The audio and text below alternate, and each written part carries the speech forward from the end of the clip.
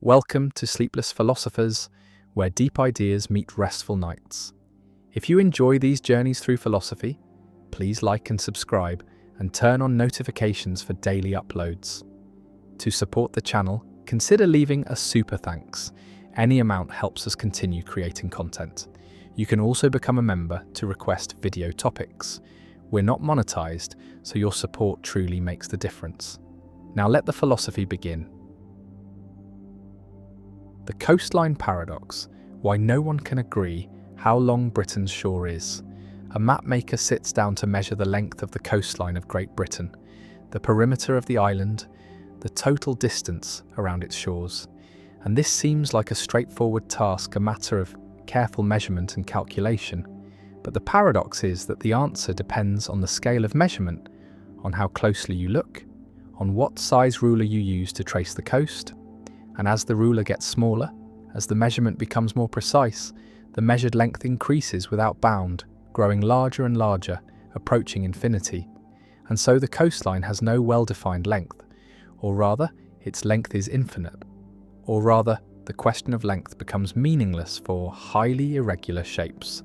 And this is the coastline paradox, first articulated clearly by mathematician Benoit Mandelbrot, who used it to motivate the study of fractals, shapes that exhibit self-similarity and complexity at all scales. Imagine measuring the coastline with a 100-kilometer ruler, a straight stick 100 kilometers long, and you walk around the island placing the stick end to end, measuring each straight segment. And when you reach the starting point, you add up all the segments and get a total length, perhaps 4,000 kilometers, and this seems like a reasonable measurement. But now imagine using a 10-kilometer ruler instead, a shorter stick. And because the ruler is shorter, it can follow the bends and curves of the coast more closely. It does not cut across bays and headlands, but traces around them. And when you complete the circuit, the total length is longer, perhaps 5,000 kilometers, because the shorter ruler captures more detail, more twists and turns, that the longer ruler missed. And now imagine using a 1-kilometer ruler, even shorter, and it follows the coast even more closely, entering smaller inlets, tracing around individual rocks and peninsulas, and the measured length increases again, perhaps to 7,000 kilometers. Continue this process using shorter and shorter rulers, a 100-meter ruler, a 10-meter ruler, a 1-meter ruler, and each time the measured length increases, because each shorter ruler reveals new details, new irregularities, new ins and outs that the previous ruler smoothed over, and the coastline is fractal-like, exhibiting structure at every scale. Every time you zoom in, you find new complexity, new bays within bays, new peninsulas jutting from peninsulas. And so there is no scale at which the coast becomes smooth, no level of detail at which further refinement stops revealing new length. And if you continue to arbitrarily, small rulers, measuring every pebble, every grain of sand, every molecule, the measured length grows without limit, approaching infinity. And so, the coastline paradox concludes that the coastline has infinite length. Or more carefully, that the concept of length as traditionally defined does not apply to highly irregular curves like coastlines. Mandelbrot used this paradox to introduce fractals, geometric shapes characterized by self-similarity and non-integer dimension. And he showed that coastlines, along with many other natural shapes like clouds, mountains, rivers, and trees, are better described by fractal geometry than by traditional Euclidean geometry. And fractals have a property called fractal dimension, a number that quantifies how much space the shape fills. And for a smooth curve, the dimension is 1. For a surface, the dimension is 2. But for fractals, the dimension can be a non-integer, like 1.2 or 1.5, indicating that the shape is more than a line, but less than a surface. And coastlines typically have fractal dimensions between 1 and 2, reflecting their intricate, space-filling character. The paradox has practical implications for geography and cartography, because if coastline length depends on measurement scale, then different measurements will give different answers. And there is no single correct answer to the question, How long is the coastline of Great Britain? The answer depends on what resolution of map you use, on what level of detail you include, and different countries and agencies use different conventions, sometimes specifying a minimum feature size or a standard ruler length. But these conventions are arbitrary, and different conventions give different lengths.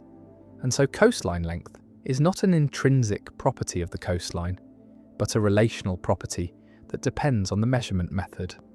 The paradox also raises philosophical questions about measurement and the nature of geometric properties, because it suggests that some shapes do not have well-defined lengths, that the concept of length, which works well for straight lines and smooth curves, breaks down for irregular shapes, and this is not a limitation of our measuring instruments, but a feature of the shapes themselves. And this raises the question of whether length is a fundamental property of all curves, or whether it is a concept that applies only to sufficiently regular curves. And fractals fall outside the domain where traditional geometric concepts apply. Visualize the coast as an infinitely jagged line, with bays and headlands at every scale. Zoom in on a section and you see smaller bays and headlands. Zoom in again and you see even smaller ones. And this pattern repeats forever. There is no smooth coastline at any level of magnification, only more and more detail, and so tracing the coast means following an infinitely intricate path, and the length of an infinitely intricate path is infinite. And this is the essence of the paradox, that complexity at all scales produces infinite length, that irregular shapes are fundamentally different from regular shapes, and that traditional geometry is inadequate to describe them. The coastline paradox also appears in other contexts, in measuring the length of borders between countries, in measuring the perimeter of cells or the surface area of lungs, both of which exhibit fractal-like structure with increasing detail at smaller scales. And in all these cases, the measured value depends on the scale of measurement, and there is no single correct answer, only a family of answers indexed by measurement resolution. And this multiplicity is not an error or a limitation, but a feature of the geometry, a reflection of the fact that irregular shapes do not have simple scalar properties like length or area in the traditional sense. The mapmaker gives up, unable to provide a single definitive number for the coastline length, or provides multiple numbers with caveats about measurement scale, and the coastline stretches around the island, infinitely detailed, infinitely long if measured with infinite precision. And the paradox remains a reminder that geometry is more complex than Euclid imagined, that natural shapes do not conform to circles and straight lines, that measurement depends on scale, and that some questions like how long is the coastline do not have simple answers, and Mandelbrot's fractals provide a framework for understanding this complexity, for describing and quantifying irregular shapes, and for recognizing that the world is full of structures that are neither one-dimensional nor two-dimensional, but somewhere in between.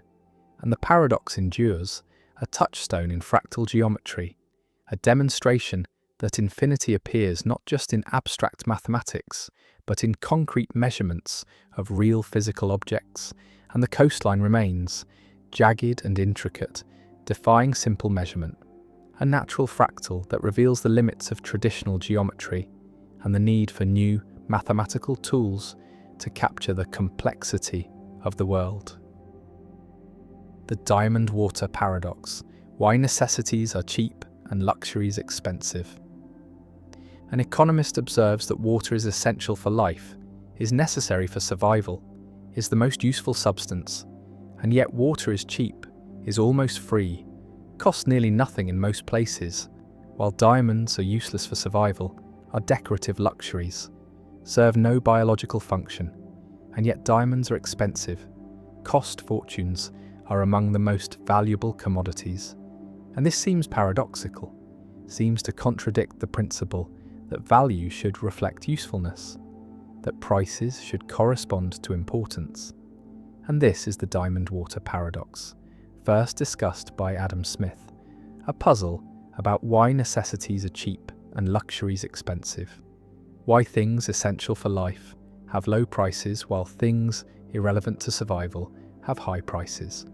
And the paradox challenged early economic thinking, challenged the labour theory of value, which said that prices reflect the amount of labour required to produce goods. And the paradox remained unresolved until marginal utility theory was developed, until economists realised that value depends not on total utility, but on marginal utility, not on the usefulness of the entire quantity available, but on the usefulness of one additional unit. And water has high total utility. Life depends on it, but low marginal utility because we have abundant water, and one more gallon provides little additional benefit, while diamonds have low total utility but high marginal utility because diamonds are scarce, and one more diamond provides significant additional satisfaction to those who value them. And this insight resolved the paradox, showed that prices reflect scarcity and marginal benefit rather than total importance. And the diamond water paradox became a teaching example, became the canonical illustration of the difference between total and marginal value. Imagine your situation regarding water. You have access to abundant water, can drink whenever you want, can shower, can water plants, and the first glass of water each day is enormously valuable. Prevents dehydration, sustains life. But by the time you've consumed several gallons, the marginal value of additional water is nearly zero. Additional water provides almost no benefit, and since price reflects the value of the marginal unit, the value of one more gallon, and since that marginal value is nearly zero, price is nearly zero, is very low, and this explains why water is cheap despite being essential. Because the marginal unit is not very valuable, because we have so much water that additional water is worth little. And now consider diamonds. You probably have no diamonds or very few, and the first diamond you acquire has significant value, provides aesthetic pleasure, provides status, and since diamonds are scarce, since you have few or none, the marginal value of an additional diamond is high. And since price reflects marginal value, price is high. And this explains why diamonds are expensive despite being non-essential. Because the marginal unit is very valuable. Because diamonds are scarce and additional, diamonds provide significant benefit to those who value them. The diamond water paradox demonstrates the importance of distinguishing total utility from marginal utility, shows that these can diverge dramatically, that goods with high total utility can have low marginal utility, and vice versa. And this distinction is fundamental to microeconomics, is the basis for understanding consumer choice, for deriving demand curves, for analysing how people allocate scarce resources, and marginal thinking about the value of additional units rather than the value of entire categories, is essential for economic reasoning. And the paradox illustrates why marginal thinking matters, why it produces different conclusions than total thinking, and resolving the paradox required economists to shift from thinking about total value to thinking about marginal value, to recognise that prices are determined at the margin, by the last unit exchanged, not by the average or total units. Visualise the marginal utility curves for water and diamonds.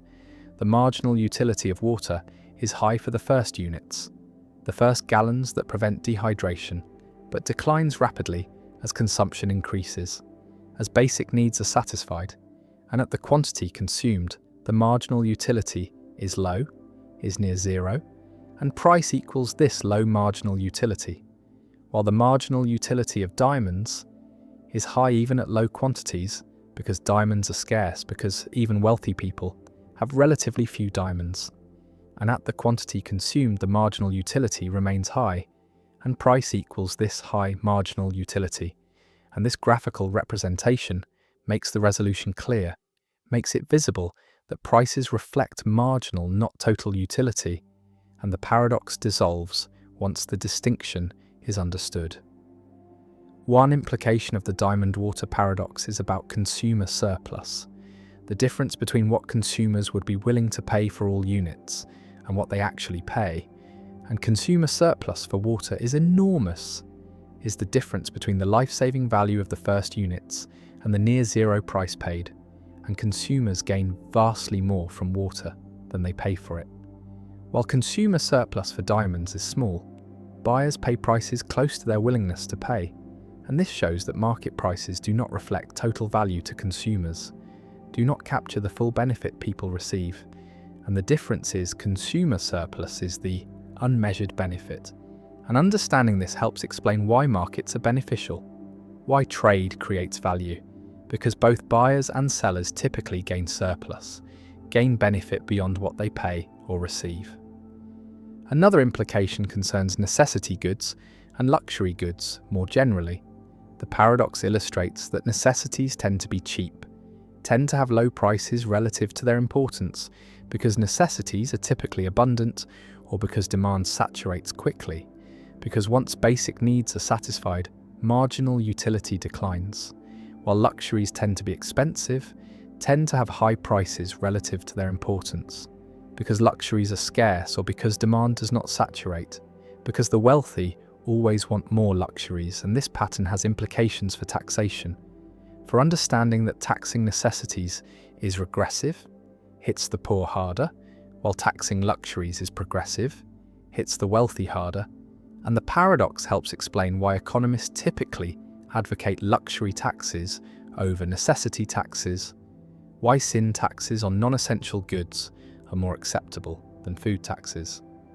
The paradox also appears in discussions about water scarcity because the resolution depends on water being abundant, depends on marginal utility being low, but in regions where water is scarce, the marginal utility of water rises dramatically, and prices should rise correspondingly, should reflect scarcity. And this suggests that in water-scarce regions, water should be expensive, should be priced to encourage conservation, to allocate scarce supplies efficiently, but such pricing is controversial, is seen as making a necessity unaffordable. And this creates political tension, creates conflict between economic efficiency, which requires high prices for scarce water, and social justice, which requires affordable water, and resolving this tension requires subsidies or tiered pricing or other interventions. And the paradox illuminates the trade-offs involved. Some argue that the diamond water paradox is not fully resolved, that even marginal utility theory leaves puzzles because why do diamonds have high marginal utility? Why do people value diamonds? And the answer involves signaling, involves conspicuous consumption, involves diamonds serving as status symbols. And this is a different kind of value, is social rather than intrinsic. And understanding diamond value requires understanding social dynamics, understanding how luxuries signal wealth, how scarcity creates desirability, and this extends the resolution, shows that marginal utility can reflect social as well as physical properties, can reflect symbolic meaning as well as functional use.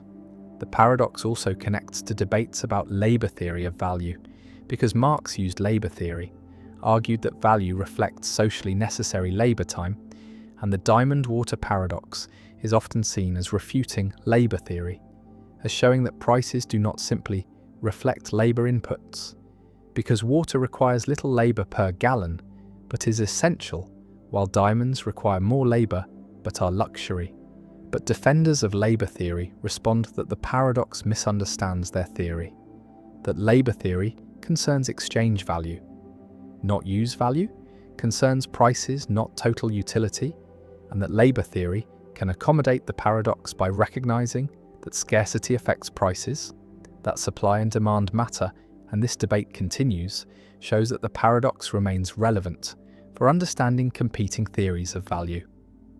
Water flows abundantly, is drunk freely, costs almost nothing, and diamonds sit in vaults, are purchased rarely, cost fortunes, and the paradox stands: necessity is cheap and luxury expensive.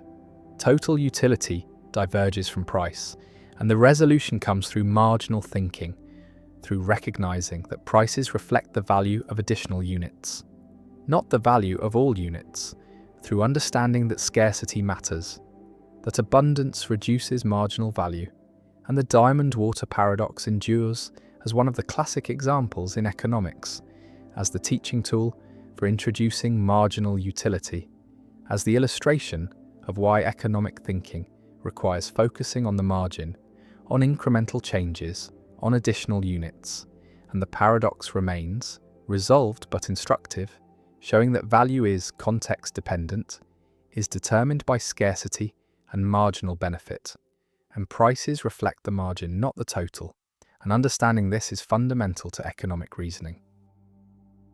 The Chinese room argument: why understanding takes more than following rules.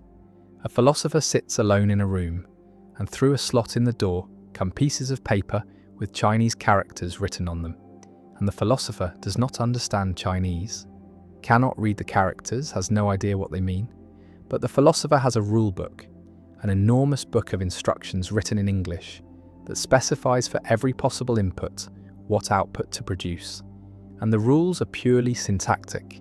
Say things like, if you receive these characters, then copy these other characters onto paper and send them out. And the philosopher follows the rules mechanically, receives Chinese input, looks up the appropriate response in the rule book, writes the Chinese characters, and sends the paper out through the slot. And to outside observers who understand Chinese, the responses are perfect, are indistinguishable from responses a native Chinese speaker would give. The system appears to understand Chinese, appears to be conversing intelligently, and yet the philosopher inside understands nothing, is merely manipulating symbols according to formal rules.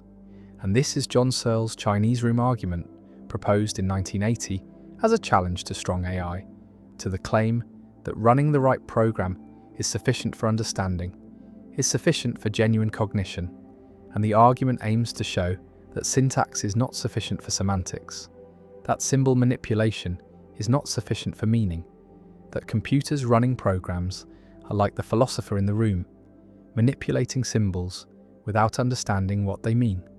Imagine the situation from the philosopher's perspective, sitting with the rule book, receiving incomprehensible squiggles, looking up responses, writing more incomprehensible squiggles, and sending them out.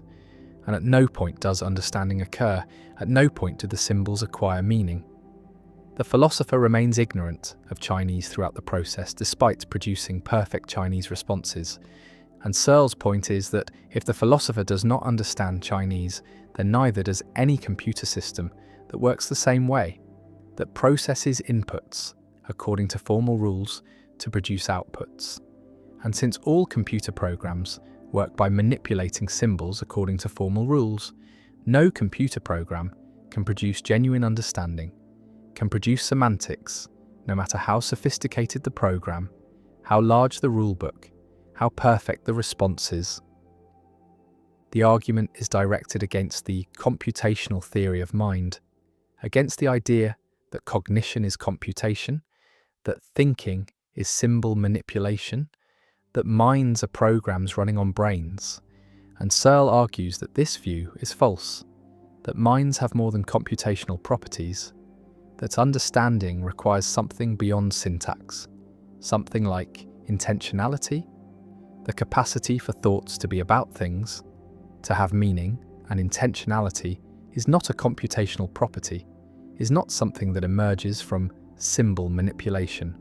And so computers, which are purely computational systems, cannot have genuine understanding, cannot have genuine intelligence, no matter how complex their programs.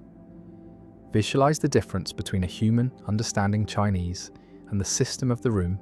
The human has intentional states, has thoughts that are about things, knows what words mean, knows what is being said, while the room system has only syntax, has only formal symbol manipulation, and the symbols in the room are not about anything, do not mean anything to the system, are just meaningless marks manipulated according to rules.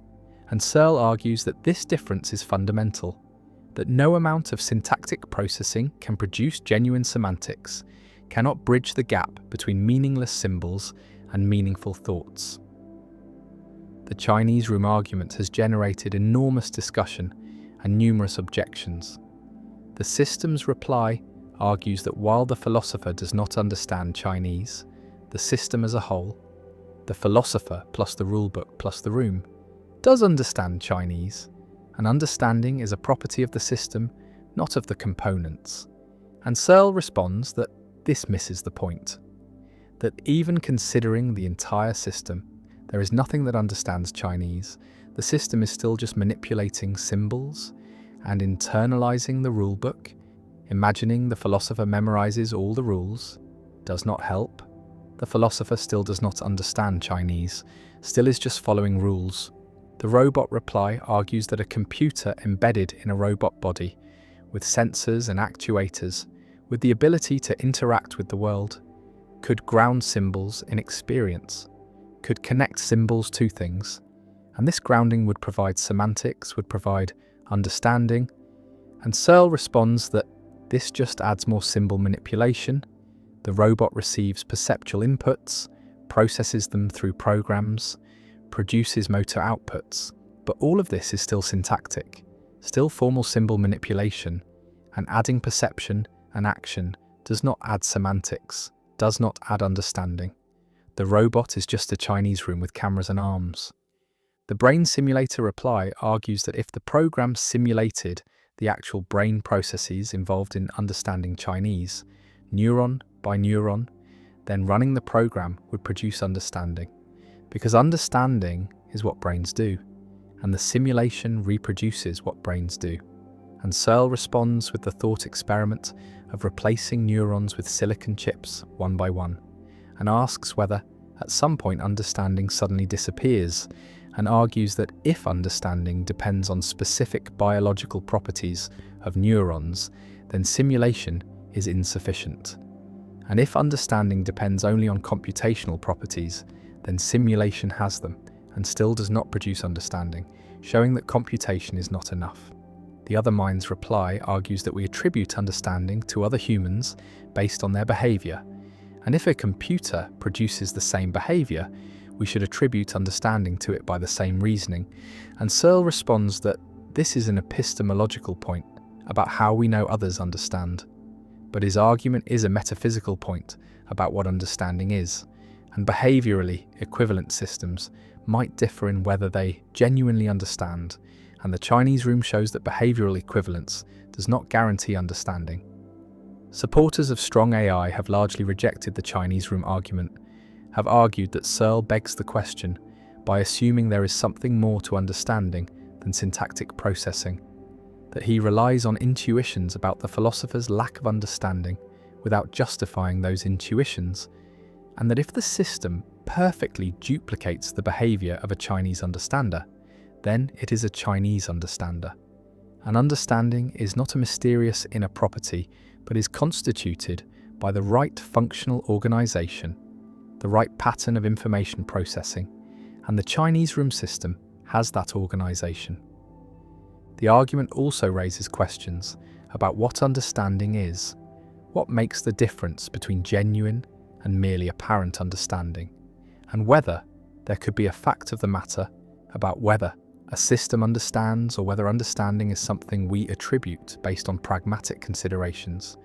And Searle argues that understanding involves consciousness, involves subjective experience, involves intentionality, and these are biological phenomena that cannot be duplicated by computation, while functionalists argue that understanding is a matter of functional organisation, and any system with the right organisation understands regardless of its physical implementation.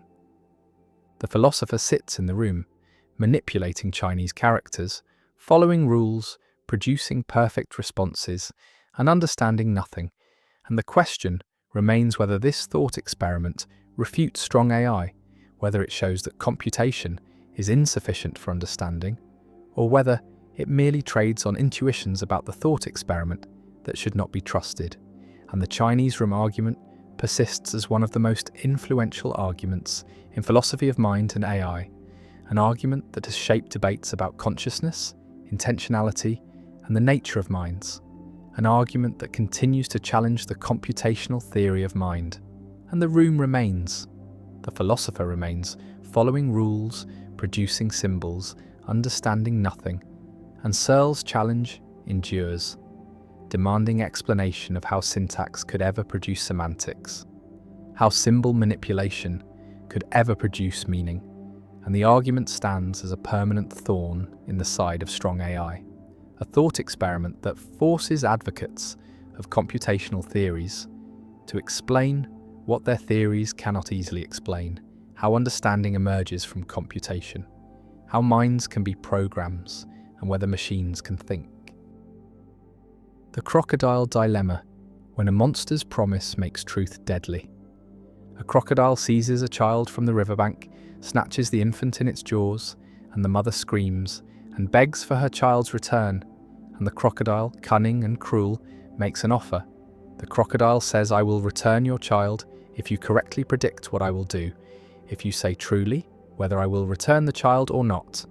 And the mother must choose, must predict the crocodile's action, and if she predicts correctly, she gets her child back.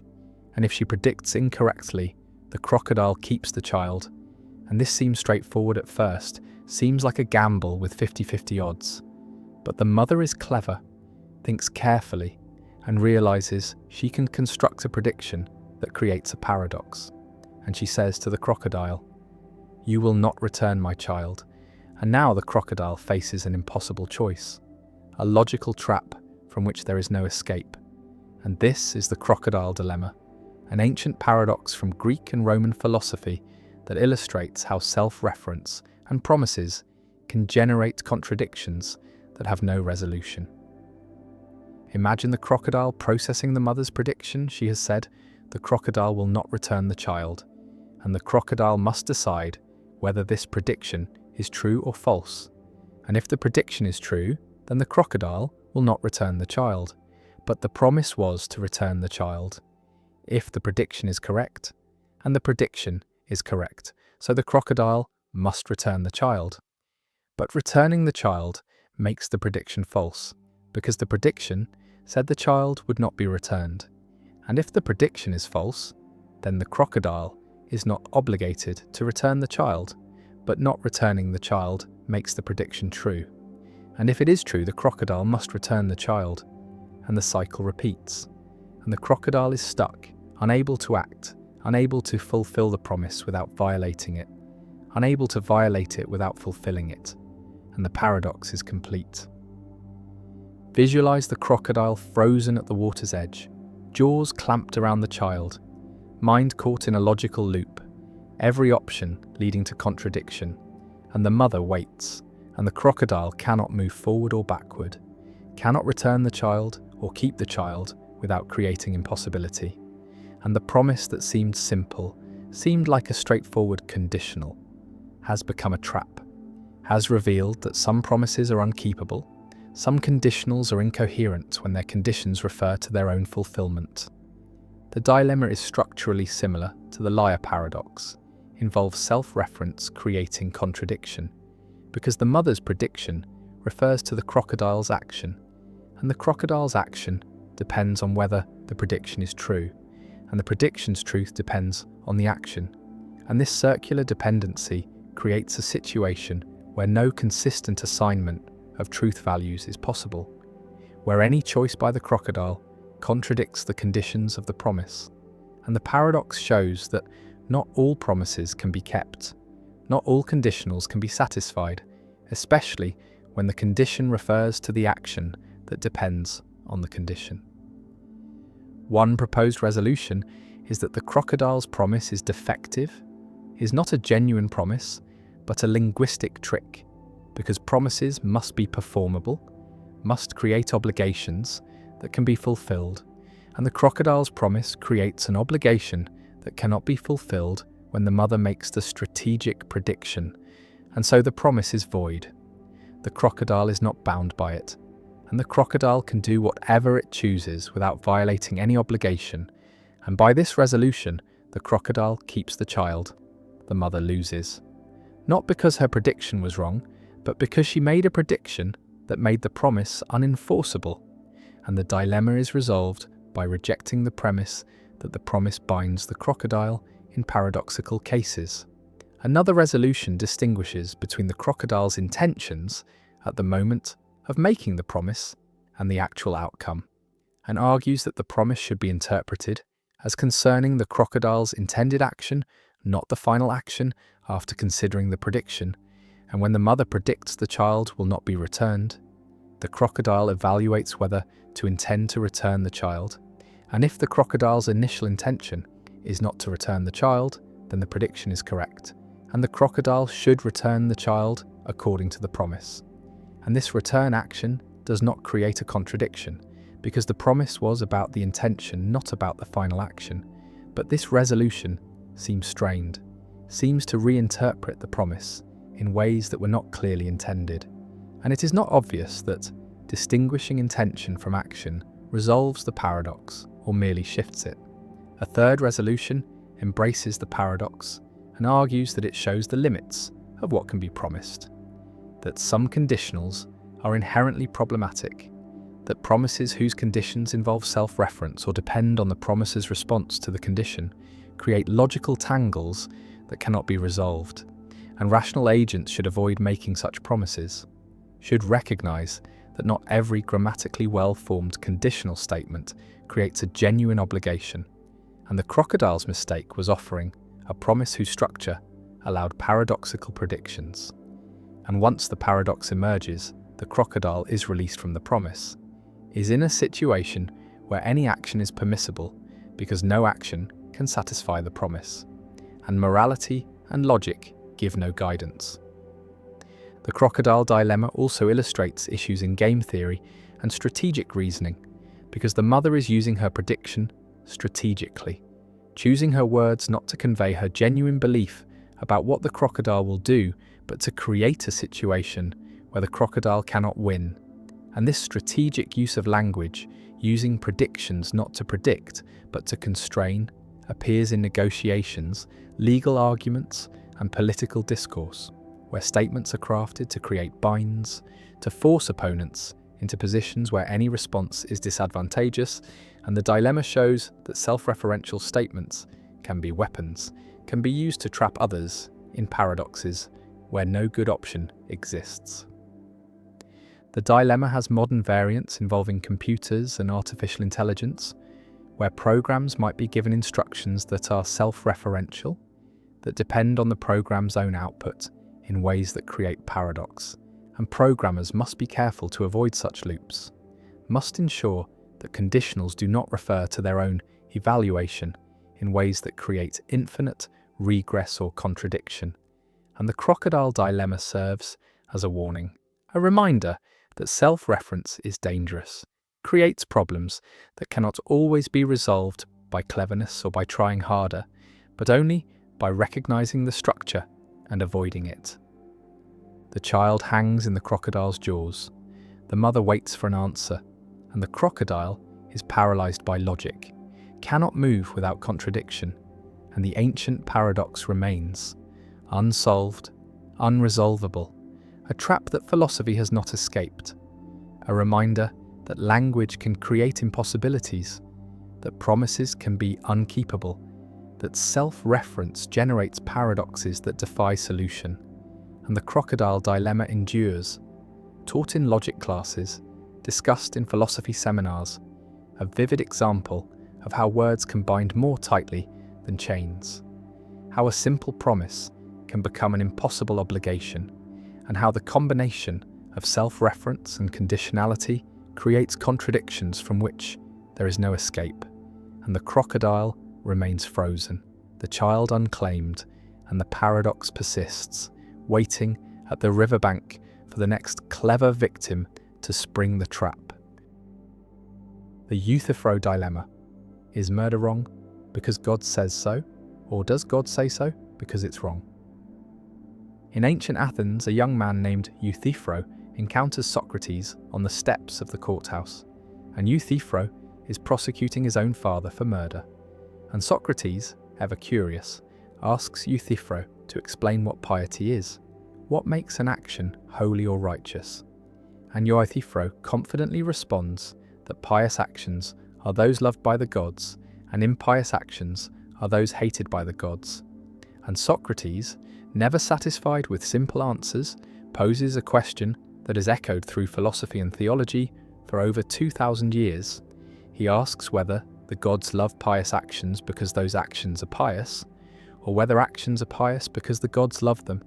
And this question, now called the Euthyphro dilemma, presents a fundamental challenge to divine command theory, the view that morality depends on God's will, that actions are right or wrong because God commands or forbids them, and the dilemma forces a choice between two uncomfortable options, each with troubling implications for the relationship between God and morality. Imagine the first horn of the dilemma. Suppose that actions are good because God commands them, that rightness is simply whatever God says is right, and wrongness is whatever God forbids, and there is no independent standard of goodness, no morality that exists prior to or apart from God's commands, and God could have commanded anything, could have made murder obligatory and charity forbidden, could have declared torture virtuous and compassion wicked, and whatever God commanded would be right by definition. And this seems to make morality arbitrary, seems to empty moral terms of their content. Because if good just means commanded by God, then saying God commands what is good becomes a tautology, becomes equivalent to saying God commands what God commands, which is trivial, tells us nothing, and more troublingly, this view seems to undermine the idea that God is good. Because if goodness is defined by God's commands, then calling God good just means God does what God commands, which again is trivial, and we lose the ability to praise God's goodness as something meaningful, as something that transcends mere consistency with divine will. Visualize a world where this view is true, where morality is purely a matter of divine fiat, and God announces new commandments, declares that from now on, stealing is virtuous and honesty is sin, and according to divine command theory, this announcement would make stealing right and honesty wrong, because rightness just is whatever God says, and we would be obligated to become thieves, obligated to lie. And this seems absurd, seems to violate our deepest moral intuitions, because we feel that stealing and lying are wrong for reasons that have nothing to do with commands, that they harm people, violate trust, undermine cooperation, and these reasons would exist even if God commanded otherwise, and so morality seems to have a structure, a logic that cannot be altered by divine decree. And this suggests that the first horn of the dilemma is unacceptable, that we should reject the idea that actions are good merely because God commands them. Now consider the second horn. Suppose that God commands actions because those actions are good, that there is an independent standard of goodness, a moral truth that exists prior to God's commands. And God, being perfectly good and perfectly wise, recognizes this moral truth and commands accordingly. And God commands charity because charity is good, forbids murder because murder is bad, and the goodness and badness exist independently of the commands. And this seems more plausible, seems to preserve the meaningfulness of moral language and the praiseworthiness of God's goodness. But it creates a different problem, because if moral truth is independent of God, then God is not the ultimate source of morality. God does not create right and wrong, but merely recognizes and reveals them, and there is something above God, a standard of goodness to which even God is subject. And this seems to limit God's sovereignty, seems to place constraints on divine power and authority, and many theologians find this unacceptable, argue that nothing can be above God, that God is the ultimate reality, the ground of all being, and making morality independent of God seems to dethrone God, to reduce God to a mere messenger of moral truths that exist on their own. The dilemma presents a forced choice: either accept that morality is arbitrary, dependent on God's will, capable of being anything God decrees, or accept that morality is independent of God, existing prior to divine commands, limiting God's sovereignty. And neither option is attractive to believers who want to say both that God is the source of morality and that God's commands reflect genuine moral truth rather than arbitrary preference, and various theological and philosophical responses have been proposed over the centuries, attempting to escape between the horns to find a position that preserves both divine sovereignty and moral objectivity. One response associated with medieval theologians like Duns Scotus embraces the first horn, accepts that morality depends entirely on God's will, and bites the bullet on arbitrariness, arguing that God's commands are not arbitrary in any problematic sense because God is perfectly rational and benevolent. And while God could have commanded otherwise, God would never do so. And God's nature ensures that divine commands will align with what promotes flourishing and well-being. And so while morality is ultimately grounded in God's will, it is not random or capricious.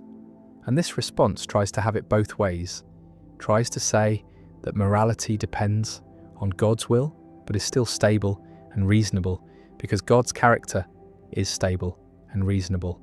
But critics argue that this just pushes the problem back, because now we are saying God's character is good. And what does good mean here? If goodness is defined by God's will, then saying God's character is good is circular. And if goodness is independent, then we are back on the second horn. Another response associated with Aquinas and natural law theory embraces the second horn but softens it, argues that moral truth is not independent of God but is part of God's nature, is rooted in the divine essence, and God's commands reflect God's eternal nature rather than arbitrary choices. And goodness is not external to God but internal, is what God is, and God commands what is good because God is goodness itself. And this unites God and morality, makes them inseparable, avoids both arbitrariness and external constraint. But critics argue that this is just wordplay, that if moral truth is part of God's nature, then it is still independent in the relevant sense, still not something God creates or controls, and the question remains whether God could have had a different nature. And if so, we are back to arbitrariness. And if not, then something constrains God's nature, something makes God's nature what it is, and we are back to external constraints. A third response from some modern philosophers rejects the dilemma entirely, argues that it presents a false choice, that it assumes moral realism, assumes that moral truths exist objectively, either dependent on God or independent, but perhaps moral truth is neither. Perhaps morality is a human construction, a set of norms we create to facilitate cooperation, and God's role is to guide this construction, to reveal which norms best serve human flourishing, and this avoids both horns by denying the assumption that moral truth exists in any absolute sense, but it creates new problems, makes morality relative or subjective, undermines the claim that moral truths are objective facts that God knows and humans can discover, and many find this solution worse than the original dilemma. The Euthyphro dilemma appears not just in theology, but in secular ethics as well, because any attempt to ground morality in authority faces the same structure. If we say actions are right because society approves them, we can ask whether society approves them because they are right, or whether they are right because society approves them. And the dilemma recurs: arbitrariness on one side, independent moral truth on the other, and the same choice must be faced. And this suggests that the dilemma is not specifically about God, but about the relationship between authority and morality, about whether moral truth can be grounded in will, in decision, in command, or whether it must exist independently of any authority, answerable to reason or nature or some other source. Socrates stands on the courthouse steps, questioning Euthyphro, probing the foundations of piety, and the young man's confidence wavers. His simple answer unravels, and the dilemma emerges, stark and unavoidable. And 25 centuries later, the question remains: does God command the good because it is good, or is it good because God commands it?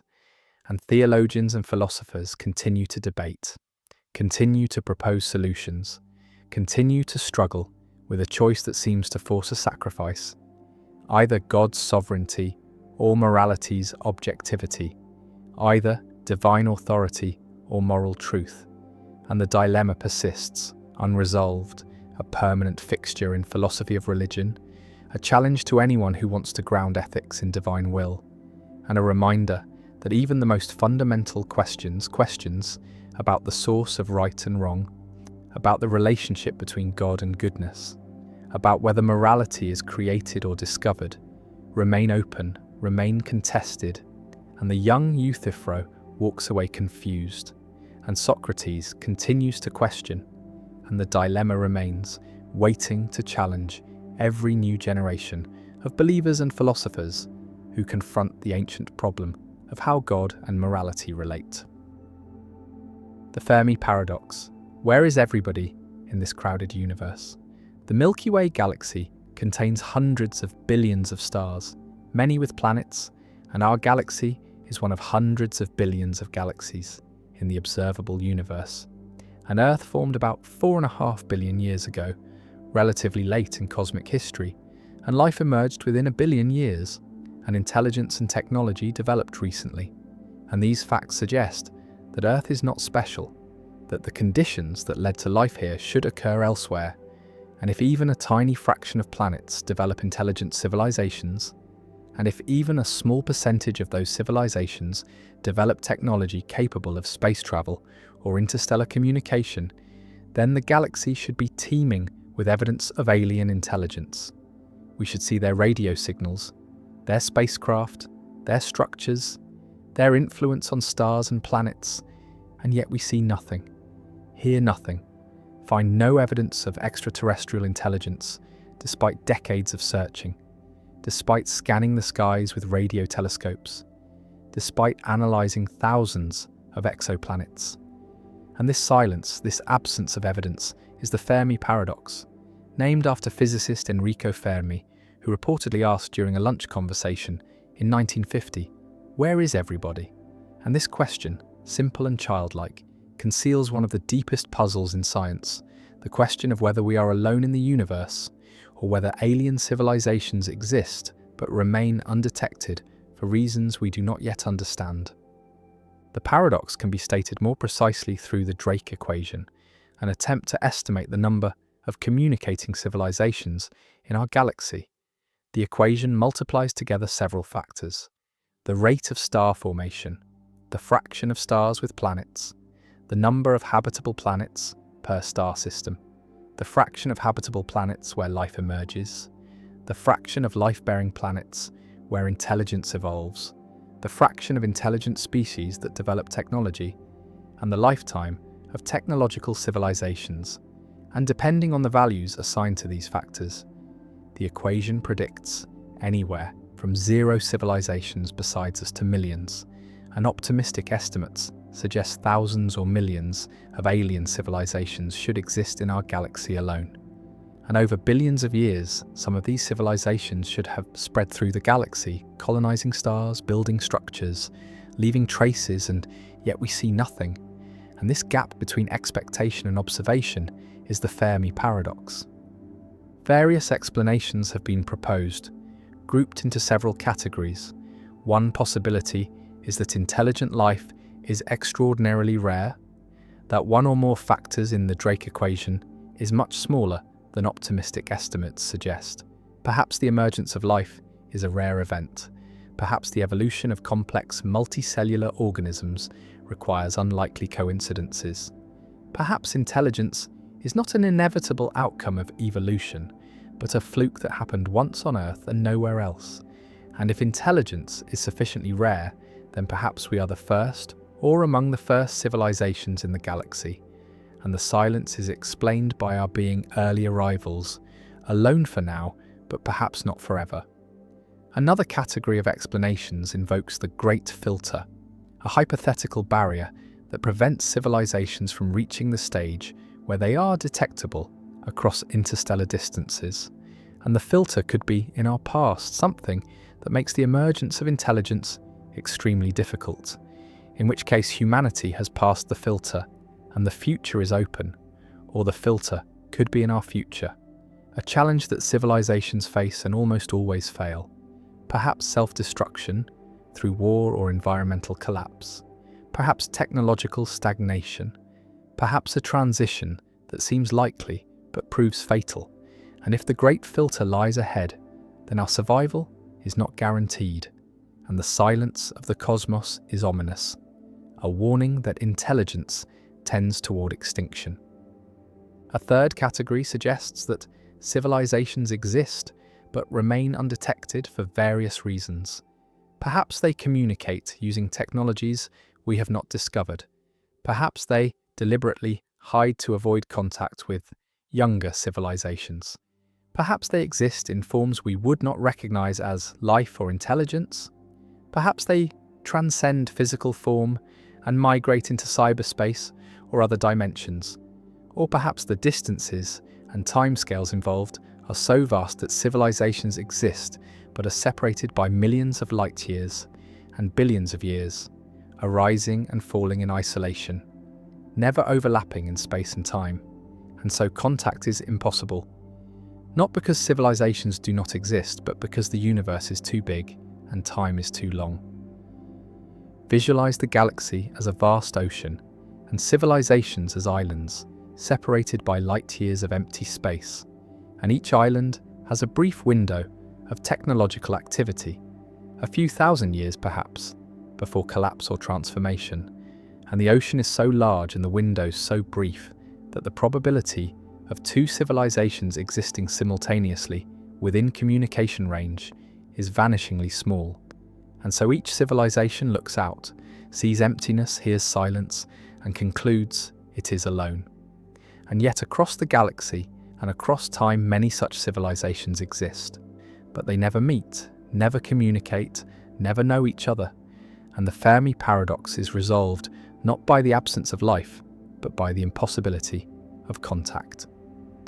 Another explanation, more speculative, suggests that we are living in a simulation, that the observable universe is a computational construct created by an advanced civilization and the silence is programmed. No other civilizations are simulated because the creators are interested only in studying us, or because simulating multiple civilizations is too computationally expensive.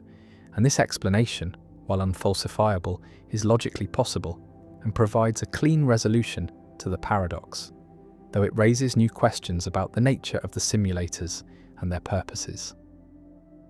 The Fermi paradox has practical implications for the search for extraterrestrial intelligence, for SETI programs that scan the skies for radio signals, for astrobiology missions that search for life on Mars or the moons of Jupiter and Saturn, and for the question of whether humanity should attempt to contact alien civilizations or remain silent. Because if the great filter lies ahead, if civilizations typically self-destruct or face existential dangers, then advertising our presence might be risky, might attract attention from hostile or indifferent intelligences, and the silence of the cosmos might be a survival strategy, a lesson learned by civilizations that survive, and if so, then broadcasting our existence might be foolish, might mark us for extinction or exploitation. The paradox also touches on philosophy and the meaning of human existence, because if we are alone, if no other intelligence exists anywhere in the observable universe, then humanity carries a unique responsibility. We are the universe's only way of understanding itself, the only conscious observers, the only beings capable of science and art and love, and the future of consciousness depends on us, on whether we survive and spread. And this realization, far from being comforting, is terrifying, because it places an enormous burden on a species that has barely begun to leave its home planet. And if we fail, if we destroy ourselves, the universe returns to darkness, to unconsciousness, to a vast emptiness where stars burn and galaxies collide. But no one watches, no one cares, no one knows. The stars shine silent and distant, and we listen, and we hear nothing, and the silence stretches across billions of light years, across billions of years, and Fermi's question echoes, where is everybody? Where are the aliens? Where are the civilizations that should exist, that must exist, that the numbers say should exist, and the answer does not come? And the paradox remains unresolved, pressing, urgent, a question that haunts astronomers and philosophers, a mystery that drives the search for life beyond Earth, and a reminder that despite all our knowledge, despite all our telescopes and equations, we do not know whether we are alone or whether the universe teems with life, and the silence, profound and unbroken, waits, and we wonder and we search, and the paradox persists. The fixity of the past, why yesterday traps today. A philosopher asserts a principle that seems undeniable, seems like one of the most obvious truths about time, and the principle is that the past is fixed, is unchangeable, is beyond our power to affect, and what has happened, cannot be made not to have happened, and no one can change the past, can reach back through time to alter what occurred, and this fixity of the past seems like a fundamental constraint on agency, seems to limit what we can do, and yet this apparently obvious principle creates puzzles when combined with other beliefs about causation and freedom. Because if the past is fixed, and if determinism is true, then the present is also fixed, is determined by the past, and if the present is fixed, then our actions are fixed, are not up to us, are not within our control, and the fixity of the past combined with determinism leads to the conclusion that we are not free, that everything we do was already settled by factors beyond our control, and this is the fixity of the past problem, the puzzle about how the unchangeability of the past constrains present freedom, about whether fixity transfers from past to present under determinism, about whether we can have power over facts that are determined by fixed facts.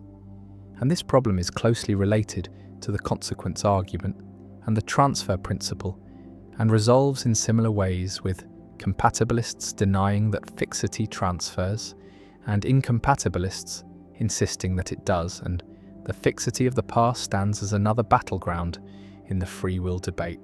Imagine the past as a vast record, every event that has ever occurred inscribed permanently, unchangeably, and this record determines, through the laws of nature, everything that will occur, everything you will do, and the record was written before you were born, was fixed billions of years ago when the universe began, and you came into existence within a universe whose future was already determined by its past, and nothing you can do can change that record, can alter what has already happened, and so nothing you can do can alter what will happen, because what will happen is fixed by what has happened, and the fixity of the past extends forward through deterministic causation to create fixity of the future.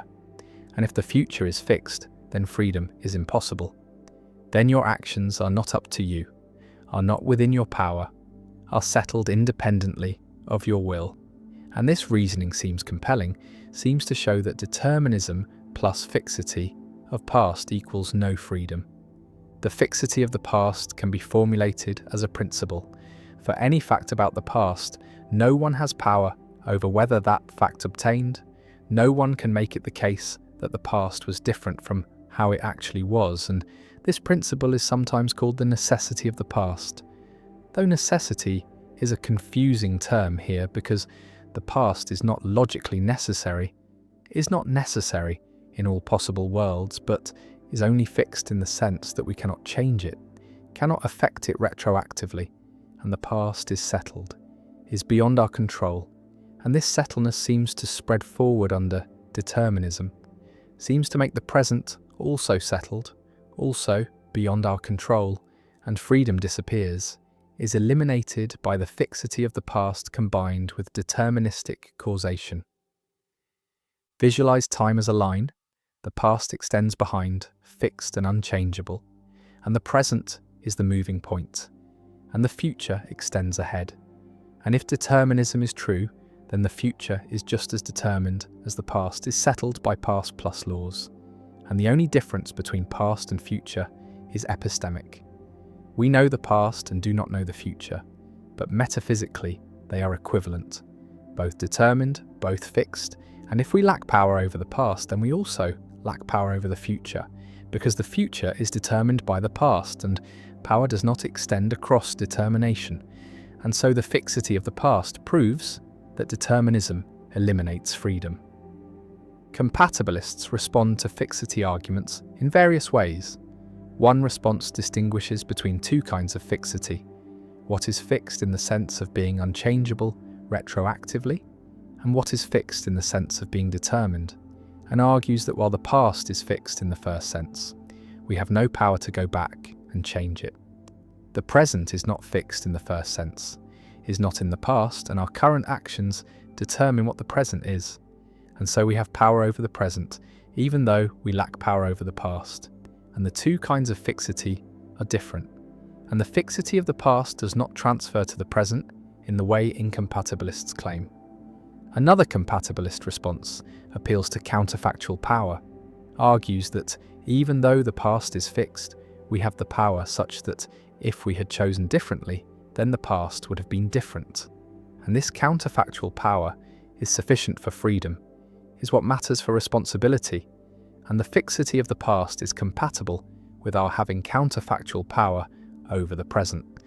And so determinism does not eliminate freedom, and the fixity of the past does not transfer to the present in any sense that threatens freedom.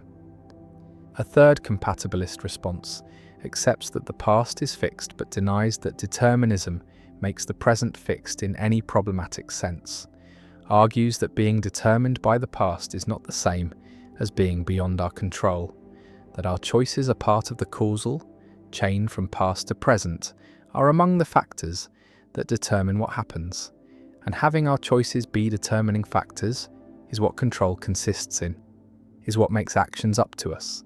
And the fixity of the past is irrelevant, because what matters is not whether the past could have been different, but whether our current choices make a difference. And they do. They determine outcomes. And this is sufficient for freedom. Incompatibilists reject these compatibilist responses, argue that they involve verbal tricks, equivocations on power and control that obscure the real issue. And the real issue is that if the past is fixed and determines the present, then the present is also fixed, is not genuinely open, is not within our control in any sense that matters for responsibility, and compatibilist power is not real power, is a redefinition designed to make freedom compatible with determinism, and the fixity of the past, properly understood, shows that determinism eliminates genuine freedom, eliminates the kind of control required for moral responsibility. The fixity of the past also raises questions about time travel, about whether it is possible to change the past, and most philosophers accept that backward causation is impossible, that we cannot travel back and alter what occurred, because this would create paradoxes, would make it possible for you to prevent your own birth by killing your grandfather before your parents met. And such paradoxes show that the past must be fixed, must be immune to retroactive alteration. But some philosophers argue that time travel is possible as long as it is consistent, as long as any effects you have in the past are already part of the past, as it actually occurred, and this allows time travel without paradox, but requires giving up the idea that you could change the past, could make it different. And this reinforces the fixity of the past, shows that even time travel does not give power over the past. The past sits behind us, vast and unchangeable, every event recorded, every cause set in motion, and the causal chains extend from past to present, determine what is happening now, determine what you're doing, and the fixity of the past. The unchangeability of what has happened seems to make your present action also unchangeable, also fixed, also beyond your control, because if the past could not have been different, and if the past determines the present, then the present could not have been different, and you could not have done otherwise, and freedom is lost, is eliminated by the combination of fixity and determinism. And the fixity of the past remains a central problem for compatibilism, remains a challenge to explain how we can be free if our actions are determined by a past we cannot change. And the answers compatibilists offer remain controversial, remain rejected by incompatibilists who insist that fixity transfers, that unchangeability spreads from past to present under determinism, and the fixity of the past endures as a fundamental constraint on agency, a feature of time that shapes what we can and cannot do. And whether this feature eliminates freedom or merely defines its boundaries remains one of the central questions in philosophy of free will. The flicker of freedom the tiny space where choice still lives. A philosopher examines Frankfurt's counterexamples, the cases where a person acts on their own but could not have done otherwise because an intervener would have prevented any alternative. And Frankfurt argues these cases show that responsibility does not require the ability to do otherwise, that alternate possibilities are not necessary for free will. But philosopher Robert Kane and others have identified something Frankfurt missed, a detail in the structure of the cases that preserves a tiny alternative, a flicker of freedom, a moment where the person could have begun to choose differently before the intervener stopped them. And this flicker, though tiny, though insufficient to constitute full alternative action, might be enough to ground responsibility, might show that Frankfurt's cases do not actually eliminate alternatives, but only limit them. And if the flicker is necessary for responsibility, then the principle of alternate possibilities survives. Survives, in modified form, requires not robust alternatives, but only minimal alternatives, only flickers. And this is the flicker of freedom argument, the observation that Frankfurt cases contain residual alternatives, tiny spaces where choice still operates. And these flickers might be necessary and sufficient for responsibility. And the debate about Frankfurt cases becomes a debate about whether flickers matter, whether tiny alternatives count, whether responsibility requires robust alternatives or only minimal ones. And this debate has generated extensive literature, has forced refinement of Frankfurt's argument, has led to increasingly complex thought experiments designed to eliminate even flickers. And the question remains whether true flicker-free cases are possible, whether alternatives can be completely eliminated while responsibility is preserved, and the flicker of freedom persists as a challenge to Frankfurt's argument, as a defense of the principle of alternate possibilities, as a last stand for the view that responsibility requires alternatives. Imagine a Frankfurt case carefully. Jones is about to decide whether to vote for candidate A or candidate B, and Black, the intervener, has placed a device in Jones's brain that monitors his neural activity, and the device can detect which way Jones will decide before Jones becomes conscious of his decision, can detect the neural precursors of choosing B, and if the device detects these precursors, it will intervene, will alter Jones's brain to make him decide to vote for A instead. But if Jones is going to decide on his own to vote for A, then the device does nothing, remains dormant, and now suppose Jones decides on his own to vote for A. The device detects no precursors of choosing B because there are none. Jones was always going to choose A on his own, and so the device does nothing, and Jones votes for A based on his own decision. And Frankfurt says Jones is responsible, even though he could not have done otherwise. Because if he had started to choose B, the device would have intervened. And so Jones could not have voted for B, had no alternative. And yet Frankfurt says Jones is responsible, because he acted on his own, and the device played no role. But now consider the flicker. There is a moment, however brief, before the device detects that Jones is choosing B, before the device can intervene. And in that moment, Jones could have begun to choose differently, could have initiated the neural precursors that would have triggered intervention. And this moment is a genuine alternative.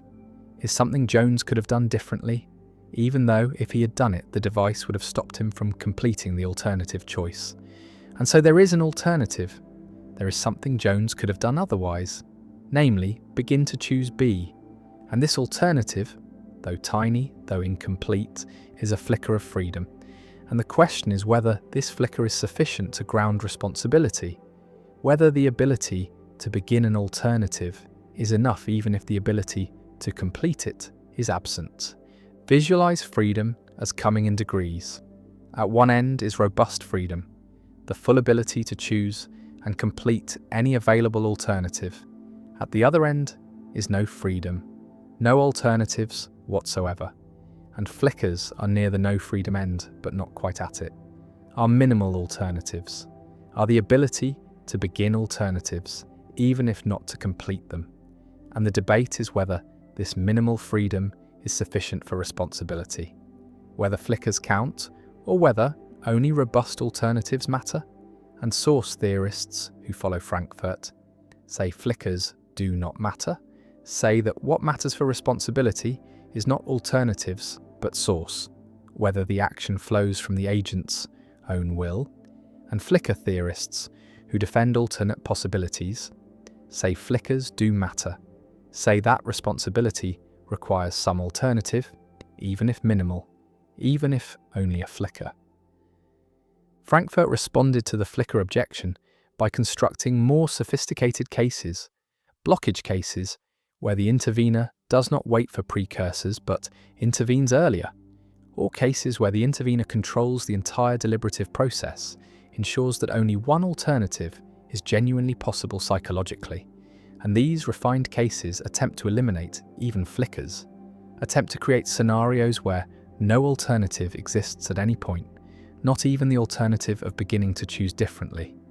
And if such flicker-free cases are possible, if they preserve responsibility, then Frankfurt's argument succeeds, shows that responsibility does not require alternatives, and the principle of alternate possibilities is refuted.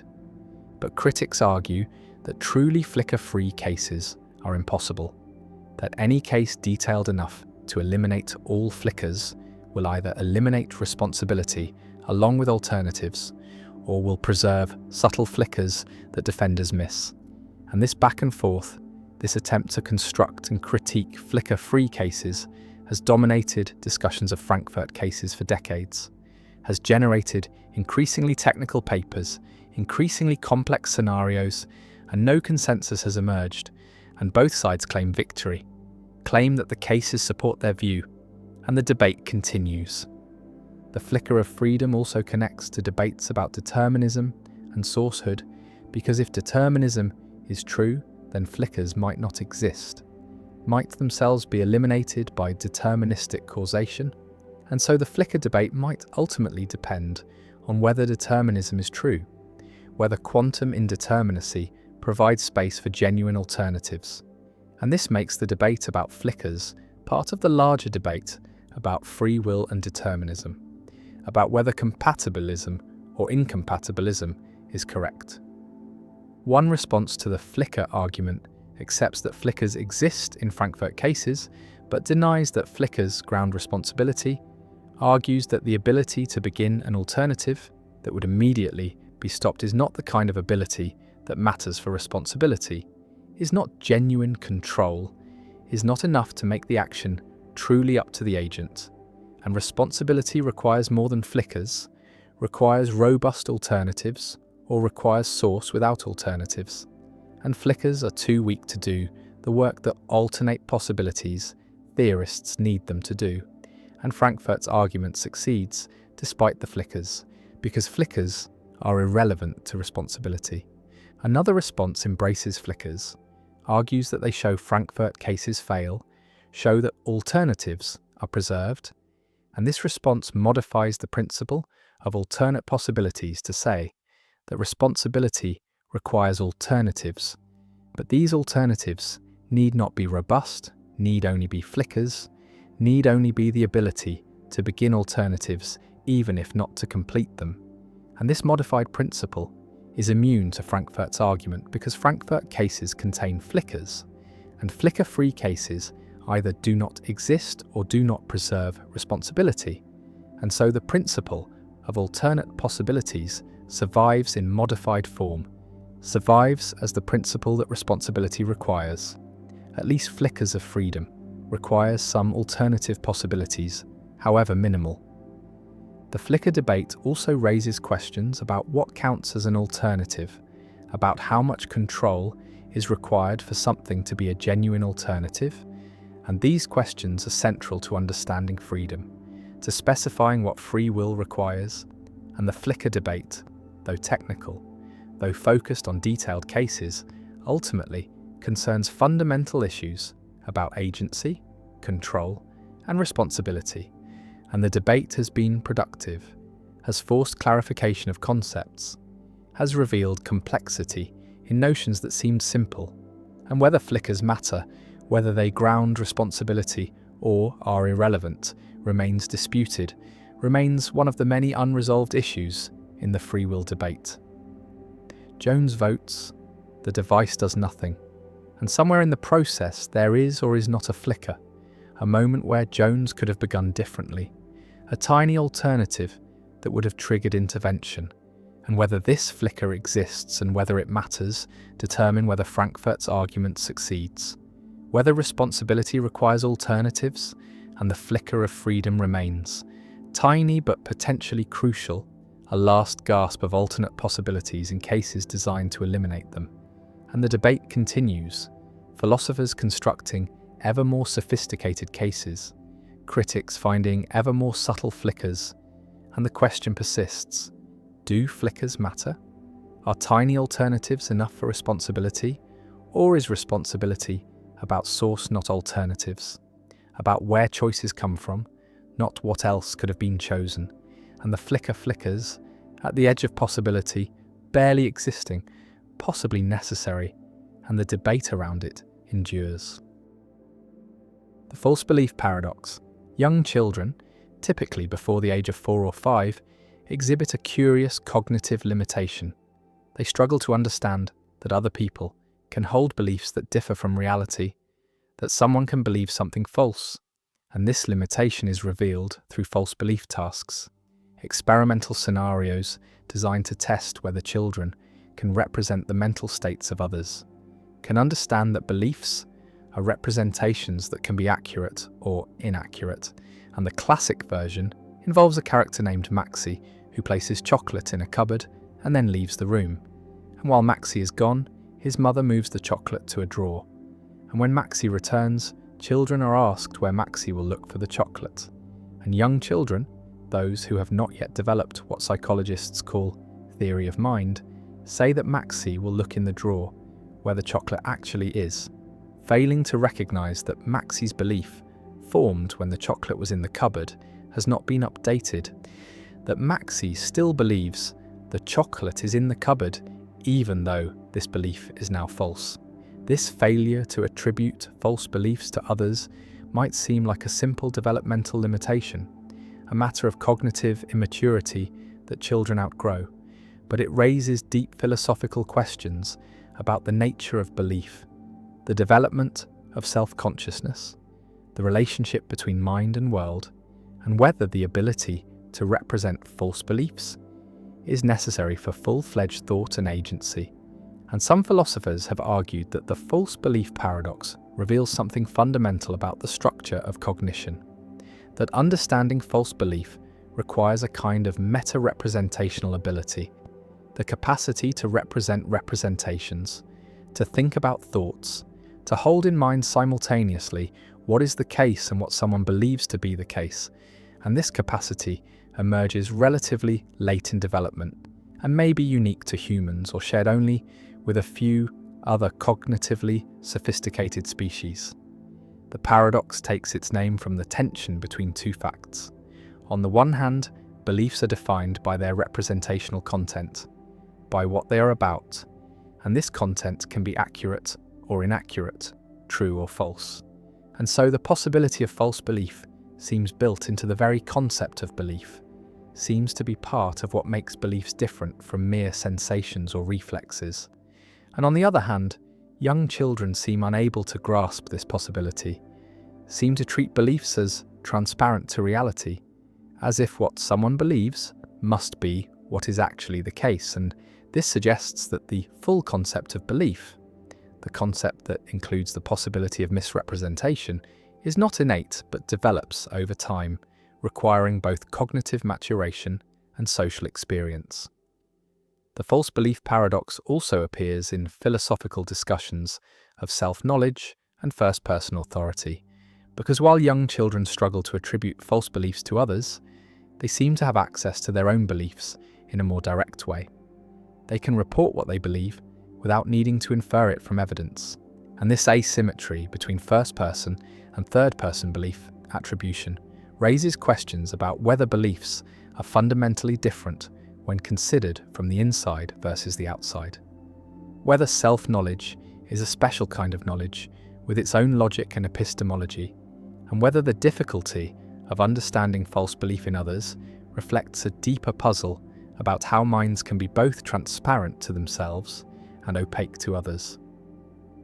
Some philosophers have connected the false belief paradox to issues of rationality and akrasia, the puzzle of how someone can act against their own better judgment, can believe that an action is wrong or foolish, and yet perform it anyway, because understanding akrasia seems to require the ability to represent conflicting mental states, to hold in mind both what one judges to be best and what one is inclined to do, and this ability may depend on the same meta-representational capacity that underlies the understanding of false belief, the capacity to separate belief from reality, to recognize that mental states are states that can be at odds with each other or with the world.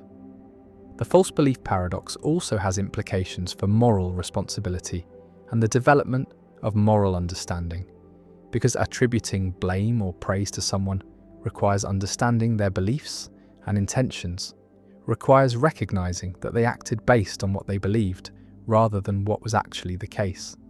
And young children who cannot represent false beliefs also struggle with certain moral judgments.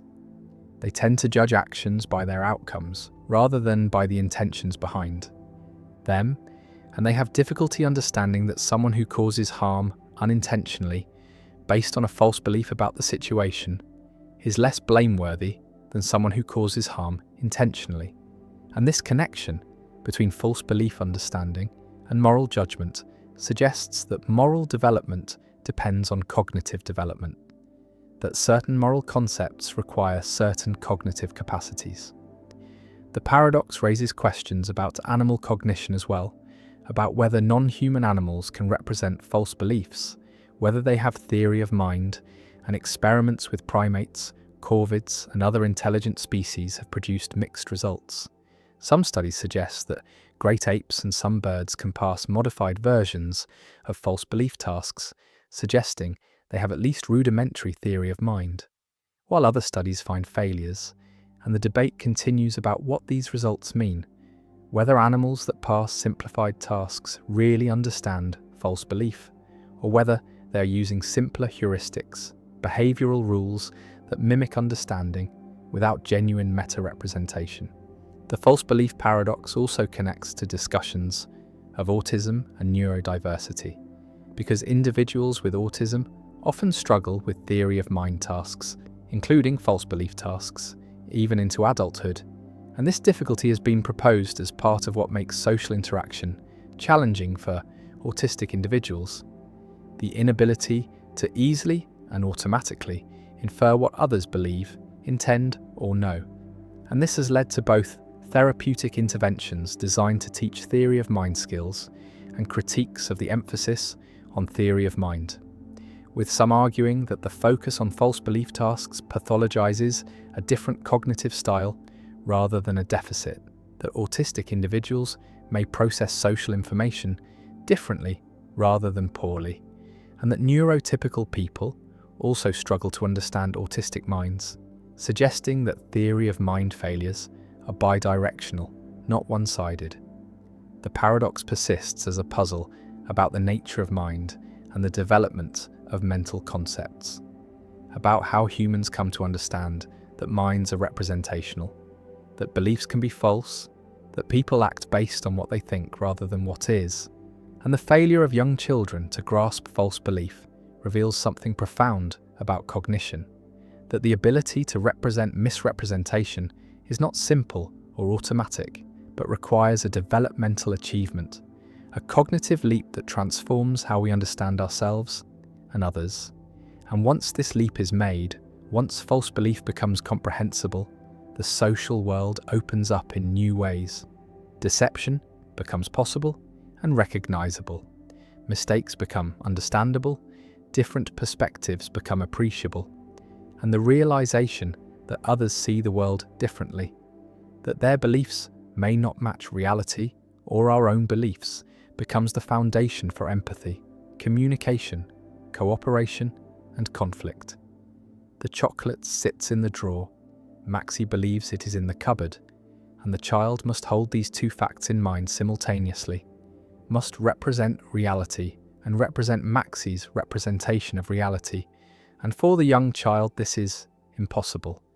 The two collapse into one, belief and reality merge, and Maxi must look where the chocolate is, not where he believes it to be. And the child's answer reveals a mind that has not yet learned to separate map from territory, representation from represented, belief from truth. And the false belief paradox marks the boundary between a simpler cognitive world where beliefs are transparent and a more complex one where beliefs are understood as representations that can misrepresent, where minds are recognized as fallible, limited, perspectival, and where the gap between how things seem and how things are becomes a permanent feature of the social and epistemic landscape. And we who have crossed this boundary, who can easily attribute false beliefs to others, can only dimly remember what it was like before, what it was like when belief and reality were not distinguished, when other minds were opaque in a different way, not because we understood them as different, but because we did not yet understand them as minds at all. The card paradox. Imagine a card, simple and rectangular, lying flat on a table, and on one side is written a single sentence. The statement on the other side of this card is true, and already the mind begins to sense danger, a trap being set. The card is flipped over, and on the reverse side another sentence appears. The statement on the other side of this card is false. And now the contradiction is complete. A perfect loop of mutual negation that cannot be resolved no matter how many times the card is turned. If the first side is true, then the second side must be true, as the first side claims. But if the second side is true, then the first side must be false, as the second side claims, which contradicts the assumption that the first side is true. And if the first side is false, then the second side must be false, as the first side incorrectly claims it is true. But if the second side is false, then the first side must be true, as the second side incorrectly claims it is false, and the cycle spirals endlessly without rest. The card paradox is a variation of the liar paradox, but its physical form makes the contradiction feel more tangible, more concrete, a paradox that can be held in the hand and turned over and over as if repetition might somehow reveal a hidden answer that logic cannot provide. The paradox demonstrates how self-reference can be distributed across multiple statements rather than contained in a single sentence, showing that contradictions do not need to be immediate or obvious to be genuine, that they can emerge from relationships between statements rather than from the statements themselves. Philip Jourdan, a mathematician and logician, is often credited with popularizing this version of the paradox in the early 20th century, using it to explore the limits of truth and reference, and to illustrate the kinds of problems that plagued attempts to formalize logic and mathematics during that era. The card paradox also reveals something about the nature of truth itself, the way that truth is not a property that statements possess in isolation, but a relationship between statements and the world, or between statements and other statements. And when those relationships form closed loops, the concept of truth begins to break down. Some philosophers argue that the statements on the card are neither true nor false, but meaningless, that they fail to refer to anything outside themselves and therefore do not qualify as genuine propositions, while others suggest that the paradox exposes a flaw in the classical assumption that every statement must be either true or false, that perhaps some statements occupy a third category, undefined or indeterminate. The card sits on the table, innocent and menacing, a small object that contains an infinite problem, and no amount of flipping will resolve what is written on its surfaces. No clever interpretation will untangle the knot, and so it remains, a monument to the limits of language and logic, a reminder that not all questions have answers, that some truths are forever out of reach, caught in loops that reason cannot break. The Ellsberg paradox. An urn contains 90 balls, 30 of which are red, and 60 of which are some mix of black and yellow, but the exact proportions of black and yellow are unknown. The 60 non-red balls could be all black, all yellow, or any combination, and you are offered a series of bets, and the choices you face reveal a pattern of preferences that violates the standard axioms of rational decision theory. And this is the Ellsberg paradox, named after Daniel Ellsberg, who presented it in 1961. And the paradox demonstrates that people systematically prefer known probabilities to unknown probabilities, exhibiting what is called ambiguity aversion, a tendency to avoid situations where the probabilities are uncertain. And this preference pattern cannot be accommodated by expected utility theory, which requires that rational agents have well-defined subjective probabilities for all events and choose actions that maximize expected utility, calculated using these probabilities. The first bet involves choosing between two options. Bet A pays if a red ball is drawn, and bet B pays if a black ball is drawn. And most people prefer bet A, preferring to bet on red, where the probability is known to be 30 out of 90, 1/3, rather than betting on black, where the probability is unknown, could be anything from 0 to 60 out of 90. And this preference seems reasonable, seems to reflect a cautious attitude toward uncertainty, a desire to avoid ambiguity. The second bet offers a choice between bet C, which pays if a red or yellow ball is drawn, and bet D, which pays if a black or yellow ball is drawn, and most people prefer bet D, preferring to bet on black or yellow, where the combined probability is known to be 60 out of 90, 2/3, rather than betting on red or yellow, where the probability depends on the unknown proportion of yellow balls. The paradox emerges when these two preferences are combined, because preferring bet A to bet B suggests that the person believes red is more likely than black, that they implicitly assign a higher subjective probability to red, and preferring bet D to bet C suggests that they believe black or yellow is more likely than red or yellow, which implies that black is more likely than red. And these two beliefs are contradictory. If red is more likely than black, then red or yellow should be more likely than black or yellow, given that both involve adding the same unknown proportion of yellow. And so the preference pattern violates the sure thing principle, the axiom that if you prefer X to Y when some event E occurs, and you also prefer X to Y when E does not occur, then you should prefer X to Y unconditionally, regardless of whether you know whether E occurred. The Ellsberg paradox cannot be explained by standard subjective probability theory, because any consistent assignment of subjective probabilities to red, black, and yellow would make the preference for A over B incompatible with the preference for D over C.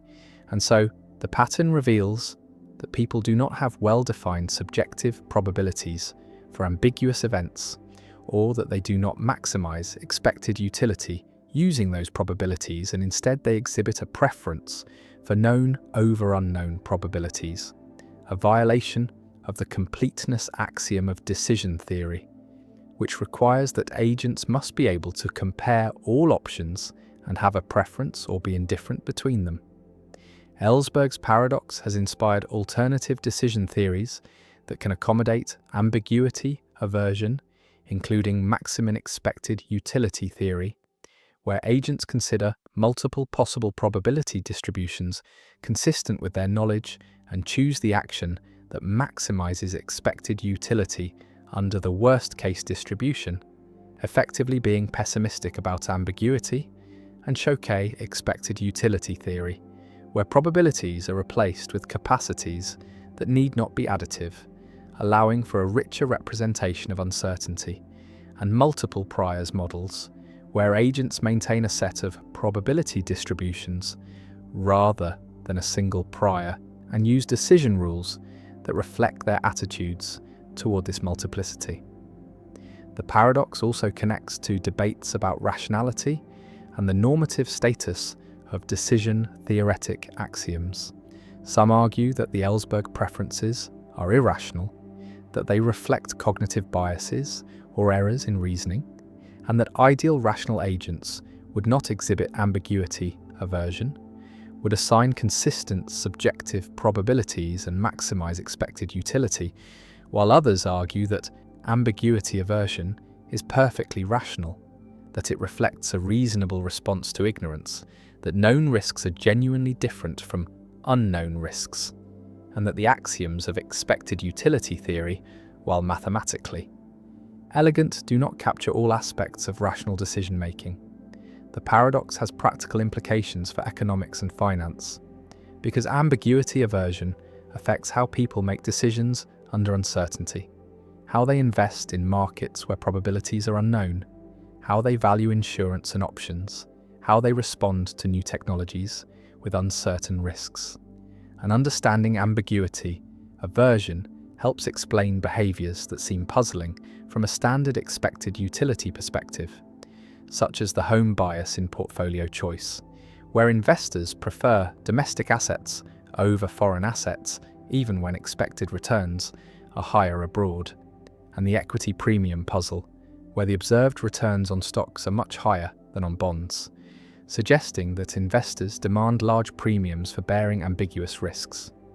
The urn sits on the table, 90 balls inside, 30 red and 60 mixed, and you must choose, and the choices seem reasonable, seem to reflect a natural caution about the unknown, but the pattern of choices violates the axioms of rational decision theory, reveals a preference structure that cannot be represented by subjective probabilities, and the paradox forces a choice: either accept that the preferences are irrational and should be corrected, or accept that the theory is incomplete and should be extended, and neither option is comfortable.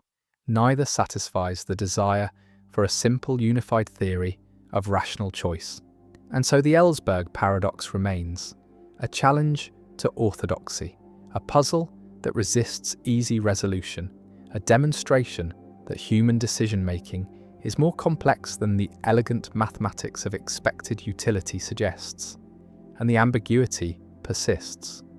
The unknown proportions of black and yellow remain unknown, and we choose as we must, preferring the known to the unknown, preferring certainty to ambiguity, and the theory struggles to accommodate this preference, struggles to explain why it should be rational or how it can be consistent, and the paradox endures, unsolved, unresolved, a permanent thorn in the side of decision theory. A reminder that rationality is contested, that formal models capture some aspects of decision-making but not all, and that the gap between theory and behaviour, between what axioms demand and what people do, may reflect not irrationality, but the inadequacy of the axioms themselves. And the urn waits, the balls wait, the choice waits, and we must decide, knowing some probabilities but not others. And the decision reveals something about us, about how we value knowledge and fear ignorance, about whether ambiguity is just another form of risk or something fundamentally different. And the paradox lingers, unresolved, unsettled, a puzzle that decision theory has not yet tamed. The consequence argument, why the past makes your future inevitable. A philosopher constructs a deceptively simple argument about free will and determinism, an argument that has become one of the most influential and most discussed arguments in the free will debate. And the argument is called the consequence argument, formulated most clearly by Peter van Inwagen, and the argument aims to show that free will is incompatible with determinism, that if determinism is true, then no one has free will, that our actions are not genuinely up to us but are consequences of the past and the laws of nature, things we cannot control, and the argument proceeds through careful reasoning about what we can and cannot control, about what is and is not up to us, and it concludes that if the past and the laws determine everything, then we determine nothing. We have no control. We are not free. And this is the consequence argument, an argument for incompatibilism, for the view that determinism and free will cannot both be true, and the argument forces compatibilists to explain how we could be free if determinism is true, how our actions could be up to us if they are inevitable consequences of factors beyond our control. And the debate sparked by this argument continues, with philosophers proposing responses, defending premises, clarifying concepts, and the consequence argument remains central to contemporary discussions of free will, a challenge that every theory must address. Imagine the logical structure. Determinism says that the state of the world at any time, plus the laws of nature, entail the state of the world at all future times. Everything that happens is a consequence of what happened before, plus the laws. And now consider your action right now. Reading these words, and if determinism is true, then this action is entailed by the state of the world before you were born, plus the laws of nature, and you have no control over the state of the world before you were born. You did not cause it. You cannot change it. It is a fixed fact about the past, and you have no control over the laws of nature. You did not create them. You cannot alter them. They are what they are, independent of you. And if your action is entailed by things you have no control over, then you have no control over your action. And if you have no control over your action, then you are not free with respect to that action. And this applies to all your actions. All are consequences of the past and the laws, things beyond your control. And so if determinism is true, then you are not free. You have no free will. And this is the consequence argument in its essential form. The argument can be stated more formally using the concept of power, what we have power over, what is up to us. And the argument says that no one has power over the past, no one has power over the laws of nature, no one has power over the fact that the past and the laws entail the present. And therefore, by a transfer principle, if the present is entailed by things we have no power over, then we have no power over the present. And having power over our actions is necessary for free will, and so we lack free will. If determinism is true, and the argument is valid, the conclusion follows from the premises. And so attacking the argument requires attacking one of the premises, requires either denying that we lack power over the past and laws, which seems implausible, or denying the transfer principle, denying that lack of power transfers across entailment. Visualize the causal chain, stretching back into the past, the state of the universe billions of years ago, plus the laws of physics, determined the state 1 second later, and that state, plus the laws determined the next state. And the chain continues, moment by moment, through the formation of galaxies and stars and planets, through the evolution of life, through human history, through your birth and upbringing and this present moment. And at no point in this chain did you have control. You were not there at the beginning. You did not set the initial conditions. You did not write the laws, and the entire chain was set in motion before you existed. And your current action is the end of this chain, is the inevitable consequence of factors you did not control. And the consequence argument says, this shows you are not free. Your action was not genuinely up to you, was determined by the past. Compatibilists respond to the consequence argument in various ways. One response denies the transfer principle, argues that lack of power does not transfer across entailment in the way the argument assumes, that you can have power over a fact even if that fact is entailed by other facts you have no power over. And this response requires specifying what power means, what it is to have something be up to you. And compatibilists argue that an action is up to you if it results from your deliberation, your desires, your character, even if those psychological states were themselves determined by the past. And so the transfer principle is false. Power does not transfer, and the consequence argument fails. Another compatibilist response accepts the transfer principle, but denies that we lack power over the past in the relevant sense, argues that we do have a kind of counterfactual power over the past. We have the power such that if we had chosen differently, then the past would have been different. And this counterfactual power is sufficient for freedom, sufficient for the action to be up to us. And critics respond that counterfactual power is not real power, that being such that if you acted differently, the past would have been different is not the same as being able to act differently. And the compatibilist response confuses conditional ability with genuine ability, confuses what would have happened if things were different with what you can make happen.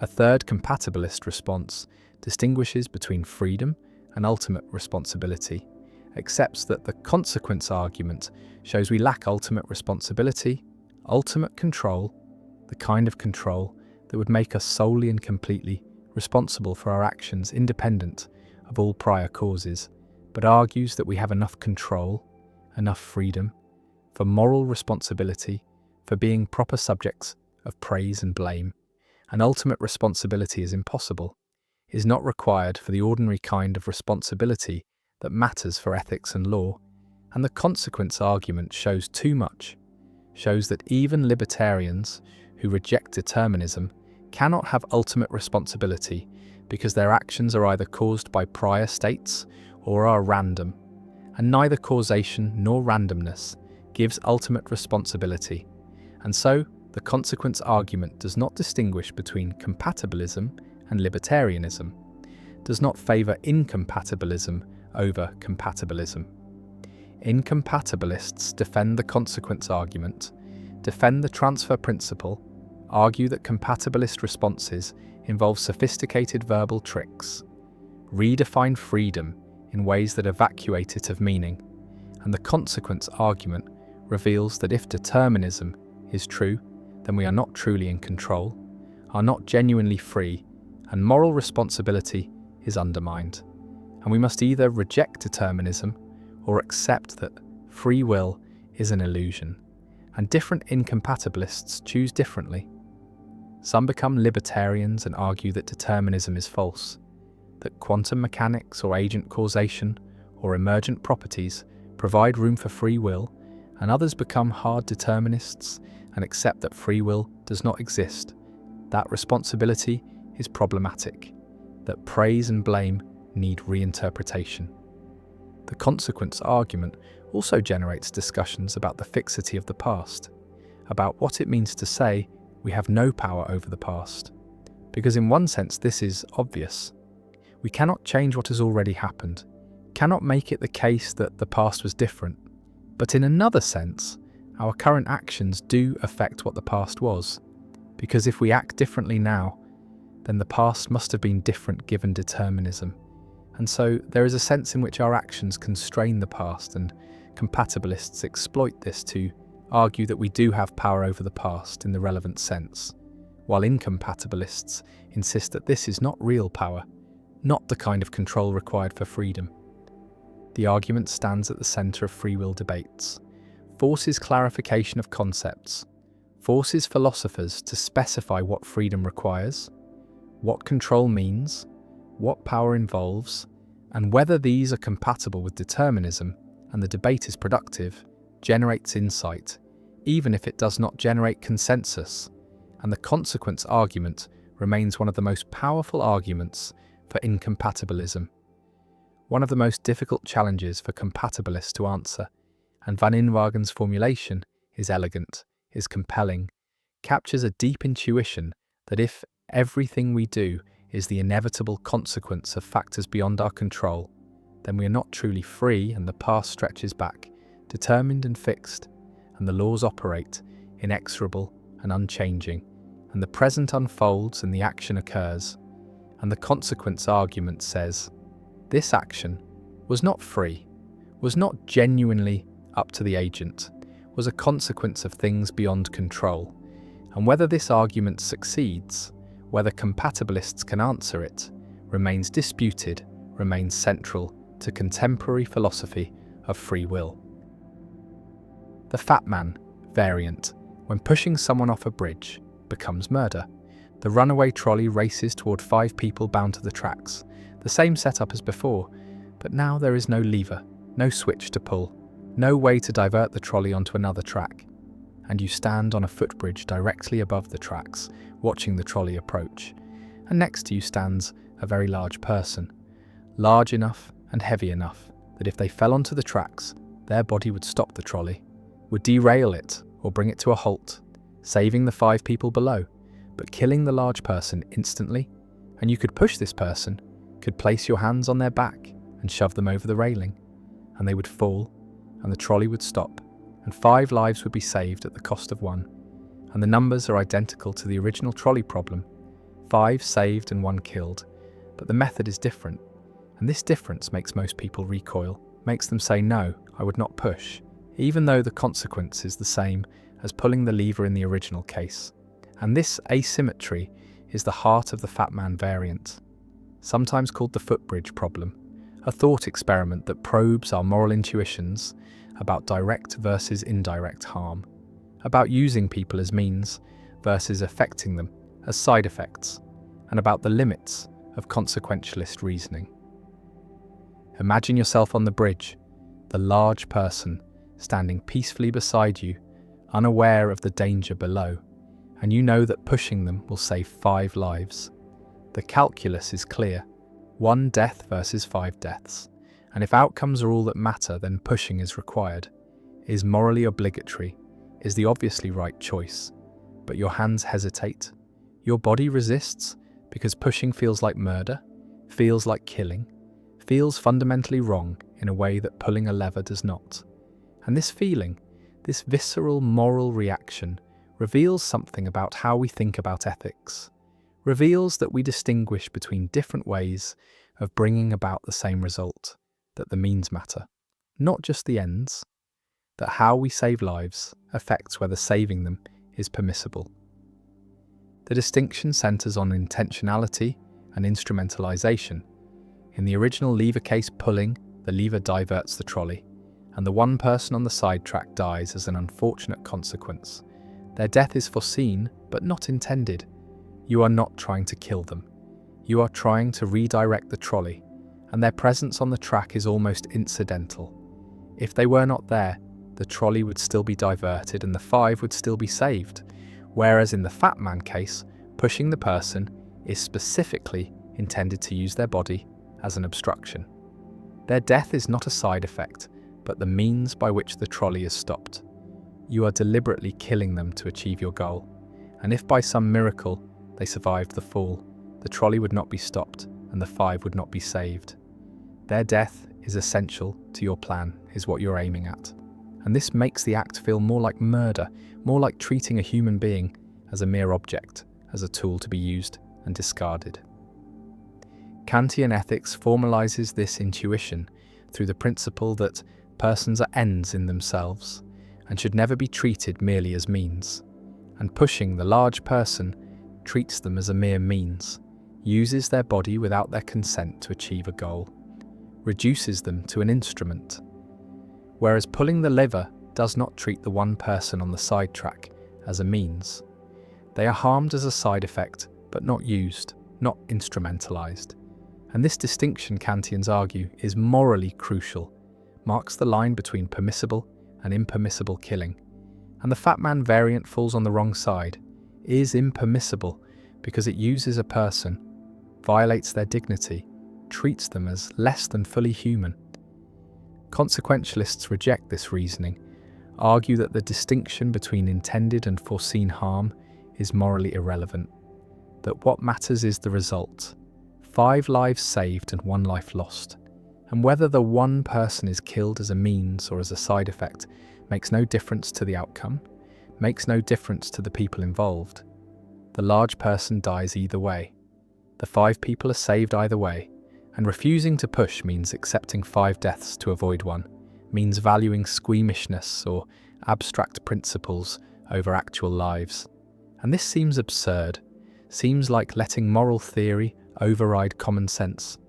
And consequentialists argue that in extreme cases, in genuine life or death dilemmas, the right action is the one that minimizes harm, maximizes welfare, saves the most lives. And any principle that forbids this is flawed, is giving too much weight to feelings and not enough to results. Visualize the large person standing on the bridge. They have thoughts, feelings, plans, loved ones, a life with value and meaning, and you're contemplating ending that life, snuffing it out. Not in self-defense, not as punishment, but as a tool to save others. And this feels different from pulling a lever. It feels more intimate, more violent, more like hands-on killing, and psychological research confirms this. People report stronger emotional reactions to the footbridge scenario, stronger activation of brain regions associated with personal moral judgment, And this emotional response is not irrational or mere squeamishness, but reflects deep moral intuitions about personal agency, about the wrongness of directly causing harm to an individual, about the sanctity of bodily autonomy. The Fat Man variant also raises questions about consent and voluntariness, because the large person has not volunteered to be sacrificed, has not consented to being used as a trolley stopper, and using their body without permission violates autonomy, violates the principle that competent adults have the right to control what happens to their own bodies. And this is true even if using them would save lives, even if the overall outcome would be better, because respecting autonomy means allowing people to refuse to help. Even when helping would be beneficial, means recognizing that people are not resources to be allocated for the greater good, but individuals with rights, with the right to say no, with the right not to be sacrificed against their will. Some philosophers have proposed intermediate cases to test the boundaries. Suppose the large person is standing on a trapdoor that you could open remotely, dropping them onto the tracks without physically touching them. Is this more like the lever case or more like the pushing case? Or suppose the large person is terminally ill and unconscious. Does this change the moral calculus? Does it make using them more permissible? Or suppose they have explicitly consented in advance to being used in such situations? Does consent eliminate the moral problem?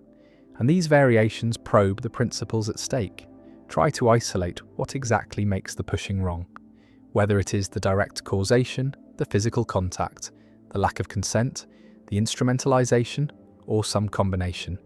And different moral theories give different answers, diagnose the wrongness differently, and the variant becomes a tool for testing ethical theories, for exposing their commitments and seeing where they lead. The footbridge stands above the tracks. The large person breathes beside you unaware. The trolley approaches and the 5 people below are oblivious to their doom. And you must decide, push or do not push, kill or let die, violate one person's rights, or allow 5 people to perish. And there is no time for lengthy deliberation, no time to consult ethicists or calculate utilities. Only a choice that will haunt you regardless. Because pushing means you killed someone, placed your hands on them, and ended their life. And not pushing means 5 people died who could have been saved. And either way, the weight is crushing.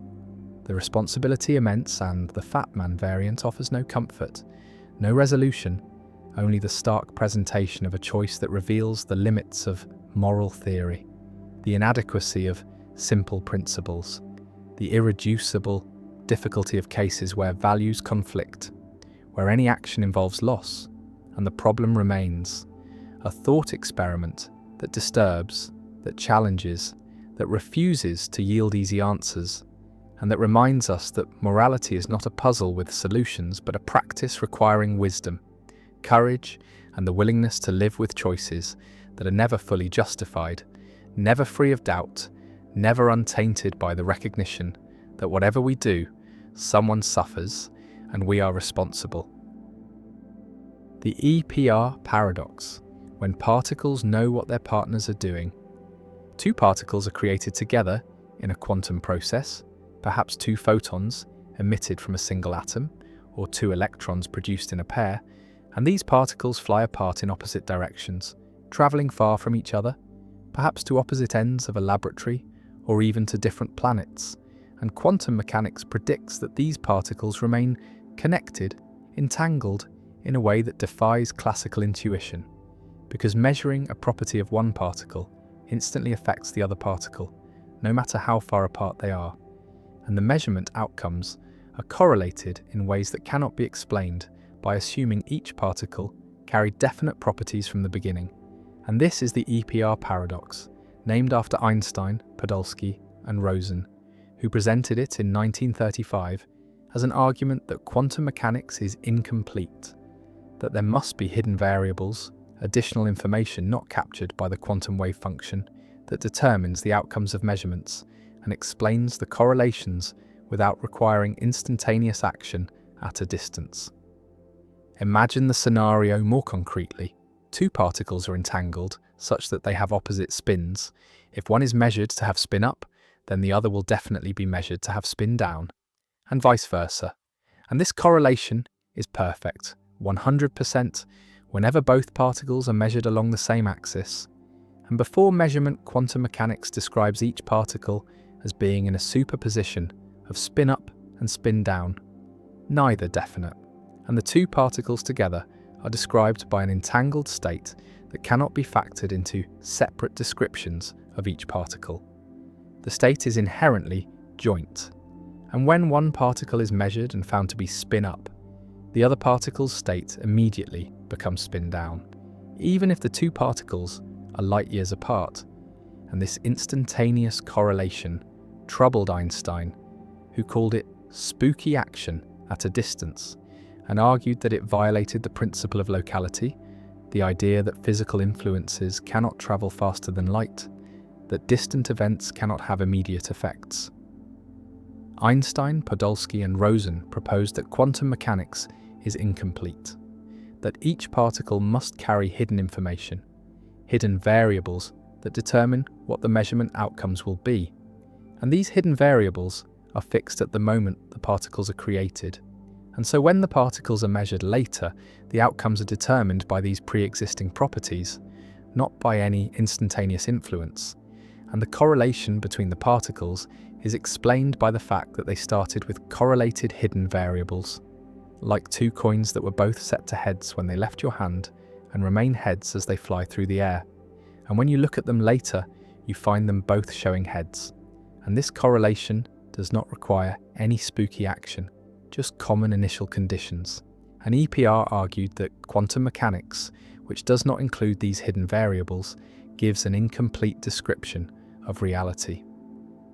For decades, the EPR argument was a philosophical debate, a question about interpretation and the nature of quantum mechanics. But in 1964, physicist John Bell proved a theorem that transformed the debate into an experimental question. Bell showed that any theory based on local hidden variables, any theory where measurement outcomes are determined by pre-existing properties and where influences travel at or below the speed of light, must satisfy certain mathematical inequalities, now called Bell inequalities, and these inequalities place limits on how strongly the measurement outcomes of two distant particles can be correlated. And Bell showed that quantum mechanics predicts correlations that violate these inequalities, that quantum correlations are stronger than any local hidden variable theory can produce. And so by performing experiments and measuring the correlations, one can test whether nature obeys the Bell inequalities, and if the inequalities are violated, then local hidden variables are ruled out, and quantum mechanics, with its spooky action at a distance, is vindicated. Experiments have been performed many times with increasing sophistication and precision, closing various loopholes, and the results consistently show violations of Bell inequalities, strong correlations that match quantum mechanical predictions, and rule out local hidden variable theories. And so nature does not obey locality in the way Einstein wanted. The particles really are entangled, and measuring one really does instantaneously affect the other. And this is now an established experimental fact, one of the most thoroughly tested predictions in physics, and the EPR paradox has been resolved in favour of quantum mechanics against Einstein's intuitions, though the philosophical implications remain deeply puzzling. The paradox forces a choice between giving up locality or giving up realism, the idea that physical properties have definite values independent of measurement, and most interpretations of quantum mechanics give up realism, accepting that particles do not have definite spin values until measured, that the spin only becomes definite through the act of measurement, and the entanglement means that the two particles are not independent. They form a single quantum system even when separated by vast distances, and measuring one particle provides information about the system as a whole, and this information is reflected in the state of the other particle. But this does not allow faster than light communication, because the measurement outcomes are random. Neither particle can control what value it will be measured to have, and so no message can be sent only correlations can be observed after the fact by comparing measurement records. Some interpretations of quantum mechanics, like Bohmian mechanics, preserve realism by giving up locality, introducing non-local hidden variables that allow instantaneous influences, pilot waves, that guide particles in ways that depend on the entire configuration of the universe. And these theories reproduce the predictions of quantum mechanics and are empirically equivalent, but they are non-local. They violate Einstein's principle that influences cannot propagate faster than light. And most physicists find this cost too high, prefer to accept that realism must be given up, that particles do not have definite properties until measured. Visualize the two entangled particles flying apart, one heading left and one heading right, and they are described by a single wave function, an entangled state that says, if left is up, then right is down, and if left is down, then right is up, but neither is definite until measured. And now imagine measuring the left particle and finding it spin up, and at that instant, even though the right particle is far away, its state changes. It becomes definitely spin down, and if someone measures the right particle immediately after, they will definitely find spin down. And this correlation holds no matter how far apart the particles are, no matter how quickly the measurements are performed, as long as they are performed along the same axis. And this instantaneous correlation cannot be explained by assuming the particles carry definite spins from the beginning. Bell's theorem proves that, and so the correlation is genuinely quantum, genuinely non-local, genuinely spooky. And yet it does not allow signaling, does not allow information to be sent faster than light, because the outcomes are random and cannot be controlled. The EPR paradox stands as one of the deepest puzzles in quantum mechanics, a paradox that led to Bell's theorem, to decades of experimental tests, to the confirmation of quantum non-locality, and to ongoing debates about what quantum mechanics means, about whether reality is fundamentally non-local, about whether measurement is a special process or an ordinary interaction, about whether consciousness plays a role, about whether the universe splits into branches or whether hidden variables exist beyond our current theories, and none of these questions has a settled answer. Different physicists and philosophers hold different views, and the EPR paradox remains a touchstone, a thought experiment that crystallizes the central mysteries of quantum theory. And Einstein's discomfort with spooky action at a distance, his belief that quantum mechanics must be incomplete, has been answered by experiment. Nature really is spooky. Particles really are entangled. Measurements really do have instantaneous non-local effects. And this is not a failure of the theory, but a feature of reality, a feature that defies classical intuition and forces us to accept that the quantum world operates according to rules that seem impossible, that violate locality, that create correlations stronger than any classical mechanism can produce. And the paradox endures, not as an unsolved problem, but as a solved problem with an unsettling answer. And the particles fly apart, entangled forever, connected by invisible quantum threads, and measuring one affects the other instantly, across any distance, and the universe is non-local. And the EPR paradox, intended to show that quantum mechanics is incomplete, instead revealed that nature is stranger than Einstein imagined.